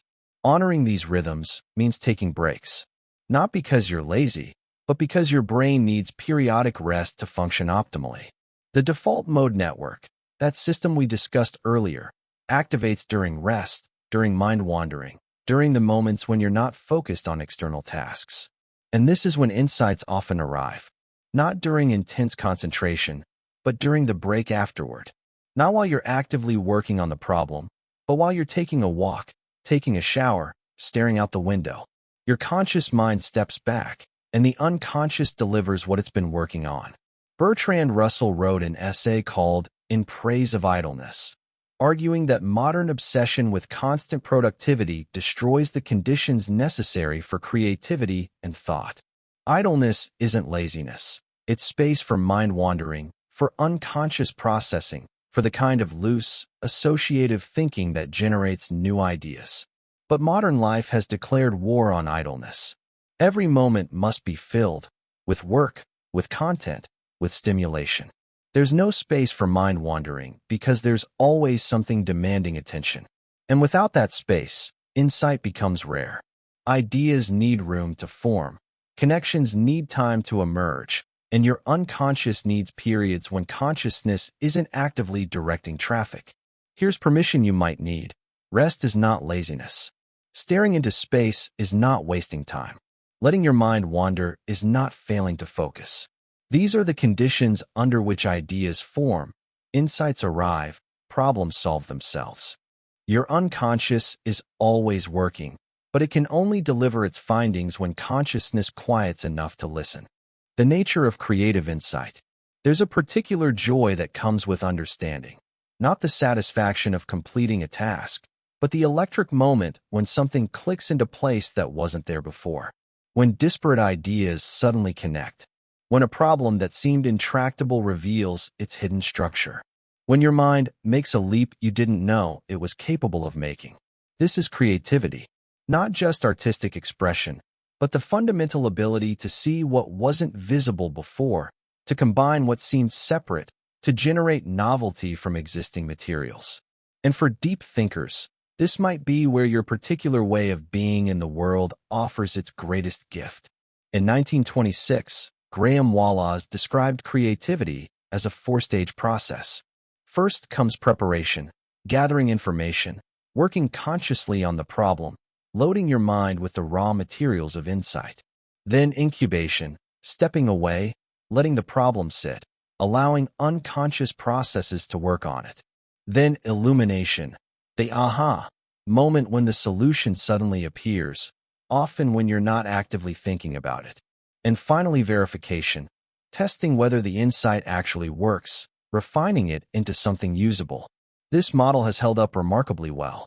The phenomenology of the aha moment is distinct. It arrives suddenly, feels certain, often comes with a jolt of pleasure or excitement. One moment you're stuck, and the next moment you see it. The solution doesn't gradually emerge. It crystallizes all at once. John Cunios and Mark Beeman have used neuroimaging to capture these moments as they happen.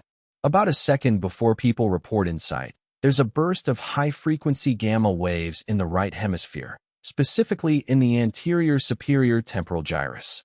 This region is involved in making remote associations, connecting concepts that aren't obviously related. The right hemisphere seems to process information more diffusely, more associatively than the left. While the left hemisphere narrows focus and processes information sequentially, the right maintains broader attention and makes unexpected connections. Creative insight often involves this right hemisphere suddenly seeing a relationship that the more linear left hemisphere missed. But here's what's important. Insight feels sudden, but it requires preparation. The aha moment doesn't come from nowhere. It emerges from unconscious processing of material you've consciously worked with. The incubation period isn't magic. It's your brain continuing to work on the problem using different strategies than conscious deliberation allows. When the insight arrives, it feels like a gift, but you earned it through the preparation. Divergent versus convergent thinking. J.P. Guilford distinguished between two fundamental types of thinking. Convergent thinking narrows possibilities down to a single best answer. Given a problem with defined parameters, convergent thinking applies logic, rules, and criteria to find the solution. This is what standardized tests measure. Find the right answer from among the options. Divergent thinking does the opposite. It generates multiple possibilities, explores different directions, creates options rather than selecting among them. Given a brick, convergent thinking identifies it as a building material. Divergent thinking generates dozens of uses: a doorstop, a weapon, a paperweight, a canvas for painting, a weight for exercise, an anchor for a small boat. Deep thinkers often excel at divergent thinking. You don't just see the obvious answer. You see alternatives, implications, possibilities that branch in multiple directions. This is valuable for creativity, problem-solving, innovation. But it can make you seem scattered or unfocused to people who prefer convergent thinking. You're exploring when they want you to conclude. You're generating possibilities when they want you to pick one. The Torrance tests of creative thinking assess divergent thinking through tasks like listing unusual uses for common objects or improving existing products. People who score high on these tests don't necessarily produce better art or make greater discoveries, but they do generate more options, see more possibilities, think in more flexible and original ways. The challenge for divergent thinkers is knowing when to converge. At some point, you need to stop generating possibilities and commit to one. Otherwise, you remain perpetually in exploration mode, never settling, never completing. Creativity requires both: divergence to generate options, convergence to develop them into something real. Pattern recognition and apophenia. Your brain is a pattern recognition machine. It's constantly searching for structure in data, relationships between events, meaning in chaos. This is adaptive, recognizing that rustling in the grass might be a predator, that certain clouds mean rain, that someone's expression indicates anger. Pattern recognition kept your ancestors alive. Gestalt psychology identified how perception organizes information. We see wholes rather than parts, grouping elements by proximity, similarity, continuity. We complete incomplete patterns. We impose structure even when the raw data is ambiguous. This isn't a flaw, it's how perception works. But this powerful capacity has a shadow side. Michael Shermer calls it patternicity, the tendency to see patterns even in random data. We see faces in clouds, hear messages in static, find meaning in coincidence. The brain's pattern recognition systems don't have a perfect filter for distinguishing real patterns from spurious ones. This is apophenia, seeing connections that aren't there, finding significance in randomness. It's why conspiracy theories are so compelling to pattern-seeking minds. Someone who's skilled at seeing connections might see them everywhere, including where they don't exist. The same cognitive style that produces insight can produce false patterns. The line between insight and apophenia is fine and sometimes hard to discern. Both involve seeing connections others miss. The difference is whether the connection is real, whether it corresponds to something in the world rather than just in your perception. Not all patterns you see are meaningful, but all genuine insights involve seeing patterns. The challenge is calibration, being open to unexpected connections while maintaining skepticism, trusting your pattern recognition while testing its outputs. Lateral thinking and conceptual blending. Edward de Bono introduced the concept of lateral thinking, approaching problems from unexpected angles rather than proceeding through logical steps. Instead of digging the same hole deeper, you dig in a different place. Instead of pushing harder on the locked door, you look for a window. Gillis Fauconnier and Mark Turner developed conceptual blending theory to explain how new ideas emerge. You take elements from two different conceptual domains and blend them into something novel. A computer desktop isn't literally a desk, but blending the concept of a physical workspace with digital file management created a powerful interface metaphor. All new ideas, in a sense, are recombinations of existing ideas. Deirdre Gintner's structure mapping theory shows how analogical reasoning works. You recognize structural similarities between different domains and transfer knowledge from one to the other. Evolution works like competition in the marketplace. Atoms work like miniature solar systems. The brain works like a computer. These analogies aren't perfect, but they generate insights by mapping structure from familiar to unfamiliar domains. Auguste Kekulé discovered the ring structure of benzene reportedly after dreaming of a snake biting its own tail, taking the circular form and applying it to molecular structure. Einstein's thought experiments, imagining riding alongside a light beam, visualizing falling in an elevator, used analogical reasoning to explore abstract physics through concrete scenarios. Think of ideas as Lego blocks. You have a finite set of concepts, experiences, knowledge domains. But the possible combinations are infinite. Creativity isn't creating something from nothing. It's recombining existing elements in ways that generate novelty. The more blocks you have, the more diverse your knowledge and experience, the more potential combinations exist. Openness to experience and intellectual curiosity. In the Big Five personality model, openness to experience is the trait most strongly associated with creativity and intellectual engagement. People high in openness are curious, imaginative, appreciative of art and ideas, willing to entertain unconventional viewpoints.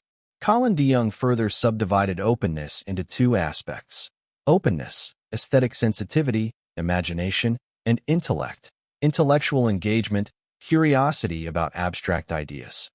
Deep thinkers often score high on both, but particularly on intellect, the drive to understand, to seek knowledge, to engage with complexity.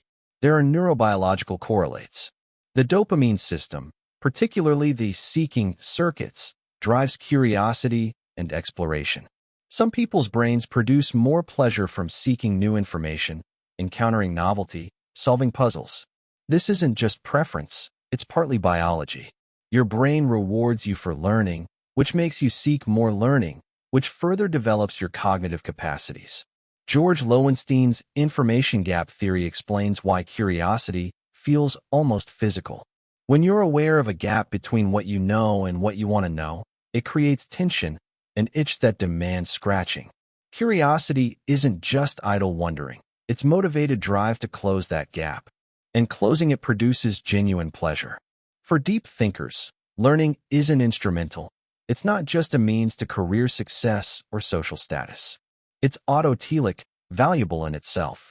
The pleasure of understanding something difficult, of seeing how something works, of suddenly grasping a concept that was obscure, this is its own reward.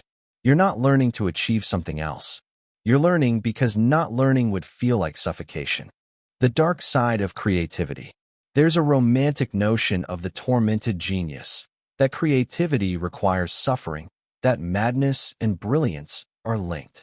K. Redfield Jamison's research on mood disorders and artistic genius shows there is a statistical relationship between creativity and certain forms of psychopathology, particularly bipolar disorder among poets and artists.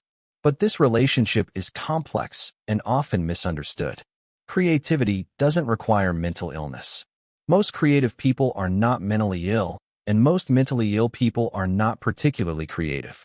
What might be shared are certain cognitive characteristics: reduced latent inhibition, less filtering of irrelevant information, novelty-seeking, intense emotional experience, willingness to explore unconventional ideas. These characteristics can contribute both to creativity and to vulnerability to psychological distress. Seeing what others don't see can generate insights, but it can also lead to feeling alien, isolated, overwhelmed by stimulation. High sensitivity to experience provides rich material for creative work, but also increases susceptibility to emotional dysregulation. The mad genius stereotype is harmful when it romanticizes suffering or suggests that treatment would diminish creativity. It's harmful when it makes creative people feel they must choose between wellness and their work. The reality is more nuanced. Creativity benefits from certain cognitive styles that can, under certain conditions, create vulnerability, but suffering itself is not creative. Instability often enhances rather than diminishes creative capacity.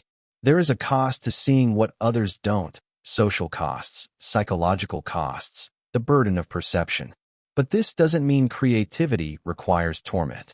It means that creative cognition sometimes comes with challenges that need support, not celebration. Cultivating creative cognition. Creativity isn't purely innate. It can be developed, though perhaps not created from nothing. Certain practices support creative cognition without guaranteeing creative output. Reading widely across diverse domains builds your associative network. Each new field you learn, each different perspective you encounter, adds more potential connections, more raw material for creative recombination. The polymath advantage isn't about being expert in everything. It's about having enough knowledge in multiple areas to see cross-domain patterns. Play and low-stakes exploration are essential. Creativity requires trying things that might fail, making connections that might be nonsense, exploring paths that might lead nowhere. Teresa Amabel's research shows that external pressure and evaluation can actually inhibit creativity. When the stakes feel too high, thinking becomes conservative. Play creates the psychological safety for genuine exploration. Counterintuitively, constraints can enhance creativity. Complete freedom can be paralyzing. Too many possibilities, no structure to push against. Constraints focus attention, force innovation within boundaries, make the problem manageable.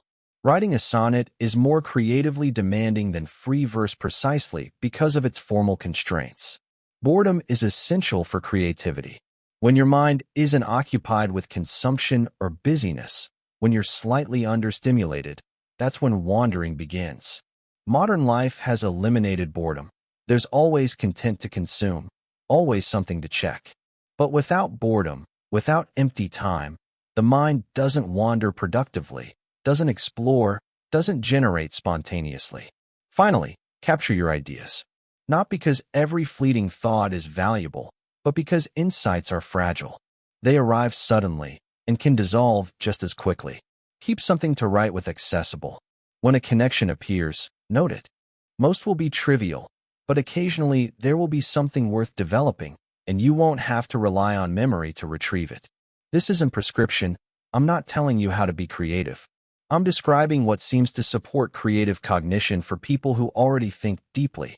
You'll find your own methods, but these patterns appear consistently among creative thinkers across domains. Creativity requires not just generating ideas, but evaluating them, which brings us to judgment, discernment, and wisdom.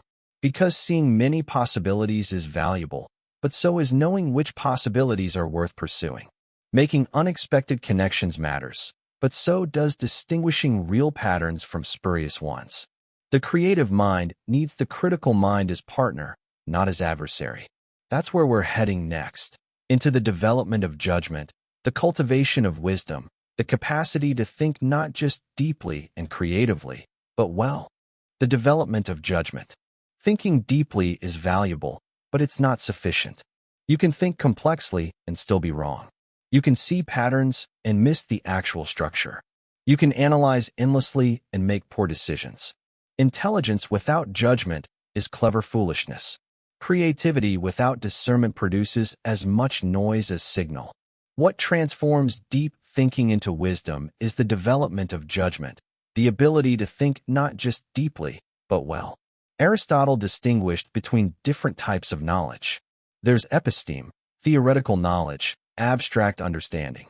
There's techne, practical skill, knowing how to make or do things. And there's phronesis, practical wisdom, the ability to judge what's appropriate in particular circumstances. You can't learn phronesis from books alone. It develops through experience, through navigating real situations with real stakes, through making mistakes and learning from them. Gary Klein studies how experts make decisions in complex, high-pressure situations: firefighters, intensive care nurses, military commanders. What he found challenges the rational decision-making model. Experts don't systematically compare all options against criteria. They recognize patterns from experience and intuitively know what to do. A firefighter senses something wrong about how a fire is burning and orders evacuation seconds before a floor collapses. An experienced nurse notices subtle changes in a patient that indicate deterioration. This is pattern recognition developed through thousands of hours of exposure. Malcolm Gladwell popularized the 10,000-hour rule, the idea that expertise requires roughly 10,000 hours of deliberate practice. The rule is oversimplified and has limitations, but it points to something true. Judgment develops through repeated experience, through seeing how situations unfold, through calibrating your intuitions against outcomes. Mistakes are essential to this process. You can't develop good judgment without being wrong, noticing you were wrong, and adjusting your thinking. The person who's never made mistakes either hasn't tried anything difficult or lacks the self-awareness to notice their errors. Judgment isn't about being right initially. It's about getting better at being right through the feedback loop of experience. For deep thinkers, developing judgment means not just accumulating experience, but learning from it. Reflecting on what happened, why your prediction was wrong, what you missed, what you'll notice next time. Your capacity for analysis serves judgment when it's applied retrospectively to your own thinking, when it becomes metacognitive awareness of your patterns of error. Critical thinking and cognitive biases. Daniel Kahneman and Amos Tversky revolutionized our understanding of human reasoning by documenting systematic biases in thinking. Confirmation bias, seeking information that confirms existing beliefs while ignoring contradictory evidence. Availability heuristic, judging probability by how easily examples come to mind. Anchoring effect, being influenced by initial numbers even when they're arbitrary. These aren't occasional errors. They're built into how human cognition works. And here's what's sobering. Intelligence doesn't protect you from bias. Sometimes it makes things worse. Heath Stanovich coined the term dysrationalia, the inability to think and behave rationally despite adequate intelligence. Smart people can be irrational. In fact, they can be better at it. This is the intelligence trap. When you're smart enough, you can rationalize anything. You can construct elaborate arguments for positions you arrived at emotionally or intuitively. You can find patterns that support your preferred conclusion and ignore patterns that don't. Your analytical capacity becomes a weapon for defending your beliefs rather than a tool for examining them. Deep thinkers face a particular risk, overthinking yourself into error. You can analyze a situation so thoroughly that you see complications that don't exist. You can consider so many possibilities that you paralyze yourself. You can think so abstractly that you lose connection to concrete reality. More thinking isn't always better thinking. Sometimes the first intuition was right, and the subsequent analysis is elaborate self-deception. The antidote isn't to stop thinking. It's to think about your thinking with more honesty. To notice when you're rationalizing rather than reasoning. To catch yourself searching for support rather than truth. To recognize that your cognitive sophistication can serve truth or serve ego, and distinguishing between them requires brutal self-honesty. Epistemic humility. The Dunning-Kruger effect describes how people who know the least often feel most confident. Beginners don't know enough to recognize what they don't know. As you develop expertise, you become aware of complexity, of edge cases, of how much remains uncertain. Confidence often decreases as knowledge increases, not because you know less, but because you understand more about the limits of knowledge.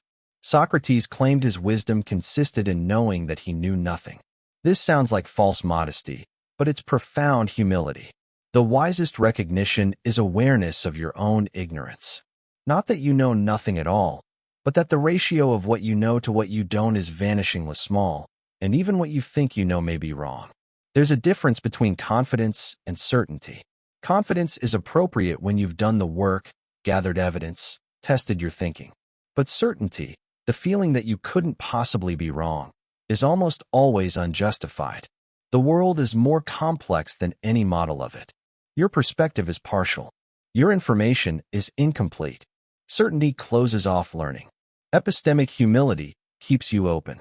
Stuart Firestein argues that science progresses not through accumulated knowledge, but through ever more sophisticated ignorance. The more you learn, the better your questions become, the more aware you are of what you don't understand. Progress isn't eliminating uncertainty. It's becoming more precisely uncertain about more interesting things. For deep thinkers, epistemic humility is paradoxically harder and easier. Harder because you've invested so much in understanding, and admitting the limits of understanding feels like failure. Easier because your analytical capacity reveals complexity that resists simple conclusions, patterns that could be interpreted multiple ways, evidence that points in different directions. Wisdom begins with acknowledging uncertainty, not as weakness, but as honesty, not as excuse for intellectual laziness, but as recognition of reality's irreducible complexity, nuance, ambiguity, and gray thinking.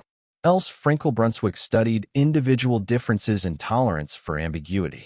Some people need cognitive closure, clear categories, definitive answers, black and white distinctions. Ambiguity creates anxiety. Others can sit with uncertainty, hold multiple interpretations, resist premature conclusions. Deep thinkers generally have high tolerance for ambiguity. You resist binary thinking because reality rarely organizes itself into binaries. Most questions don't have simple yes or no answers. Most situations involve trade-offs rather than clear right and wrong. You see shades of gray not because you're wishy-washy, but because that's actually what's there. F. Scott Fitzgerald wrote that the test of a first-rate intelligence is the ability to hold two opposed ideas in mind at the same time and still retain the ability to function. We encountered this earlier regarding emotions. It applies equally to ideas. You can believe that both sides of a debate have valid points. You can see that something is simultaneously good and harmful. You can hold that a person is both admirable and flawed, that a policy has both benefits and costs, that a truth is both liberating and limiting. But there's an exhaustion to always seeing both sides. When everyone else has taken a position and you're still exploring nuance, you can feel paralyzed. When people demand you choose sides and you see validity in multiple perspectives, you feel alienated from the certainty others seem to find so easily. Walter Lippmann wrote, "Where all think alike, no one thinks very much." But thinking differently from everyone can be lonely. The challenge isn't to abandon nuance. It's to accept that nuance doesn't prevent action. You can acknowledge complexity and still make choices. You can see multiple perspectives and still take positions. Wisdom isn't perpetual ambivalence. It's acting thoughtfully despite uncertainty, committing provisionally while remaining open to revision. The wisdom of age and experience. Paul Baltas and Ursula Staudinger developed the Berlin wisdom paradigm to study wisdom empirically. They identified 5 criteria: rich factual knowledge about life, rich procedural knowledge about how to handle life's challenges, lifespan contextualism, understanding how contexts change over time, relativism, recognizing multiple valid perspectives, and uncertainty management, acknowledging limits of knowledge. Notice that wisdom isn't just knowledge. It's knowledge about knowledge's limits. It's not just understanding situations. It's understanding that situations change. It's not just having a perspective. It's knowing your perspective is one among many. While fluid intelligence, the ability to reason abstractly and solve novel problems, peaks in young adulthood and gradually declines, crystallized intelligence, accumulated knowledge and expertise, often increases with age. Older adults may process information more slowly, but they often make better judgments because they've seen more, experienced more, calibrated their intuitions against more outcomes. Life experience tempers judgment in ways that abstract intelligence can't. You've seen how things that seemed catastrophic at the time became manageable. You've witnessed how situations that seemed permanent evolved. You've learned that your emotional predictions are often wrong, that your worst fears rarely materialize the way you imagined, that you're more resilient than you thought. Erik Erikson's final developmental stage, late adulthood, involves the conflict between integrity and despair. Integrity means accepting your life as it was, with its choices and consequences, its successes and failures, its joys and sorrows. Despair is looking back with regret, wishing you'd lived differently, feeling time has run out for change. Older deep thinkers who've developed wisdom often seem more at peace. Not because they've stopped thinking or analyzing, but because they've integrated their thinking with their living. They've made their mistakes, learned their lessons, accepted their limitations. The anxiety of infinite possibility has softened into acceptance of the path actually taken. The limits of rationality. Antonio Damasio studied patients with damage to the ventromedial prefrontal cortex, the area that integrates emotion with decision-making. These patients retained their intelligence, their reasoning ability, their abstract thinking, but they couldn't make good decisions. Without emotional input, without the somatic markers that signal this option feels right or this choice feels wrong, they became paralyzed by even simple choices. The famous case is Phineas Gage, the railroad worker who survived a tamping iron through his brain. The damage to his frontal lobes left his intelligence intact, but destroyed his judgment. He became impulsive, couldn't plan, made disastrous decisions. What changed wasn't his reasoning ability. It was his ability to integrate emotion with reason. This reveals something profound. Purely rational thinking is impossible and undesirable. Emotions aren't contamination of reason. They're essential to good judgment. They provide value assignments that reason alone can't generate. They signal what matters, what's at stake, what consequences you care about. Without emotion, reason spins without traction. Gerd Gigerenzer studies what he calls ecological rationality, how simple heuristics and gut feelings often outperform complex analysis. In uncertain environments with incomplete information, trying to rationally calculate optimal decisions is futile. Sometimes the intuitive response based on pattern recognition is better than systematic deliberation. Wisdom is knowing when to think and when to feel, when to analyze carefully and when to trust your gut, when to deliberate and when to decide quickly, when to seek more information and when to act on what you have. This isn't a formula you can learn abstractly. It's judgment developed through experience, through noticing when each approach works. For deep thinkers, this is challenging because analysis is your strength, your default, your comfort zone. Trusting gut feelings can feel like abandoning rigor. But sometimes rigorous analysis is overthinking. Sometimes the feeling is the wisdom, and the thinking is rationalization. Learning to distinguish between them, that's part of developing judgment. Wisdom teaches us that thinking isn't separate from living. It's one way of being fully alive. Your thoughts don't happen in a vacuum. They happen in a body, in relationships, in communities, in a social world that shapes what you can think and how you can be. Your depth of thinking affects how you connect with others, how others perceive you, how you navigate social reality. And that's where our journey ends. If you found this video helpful, consider subscribing. It really helps out the channel. Sleep well, and good night.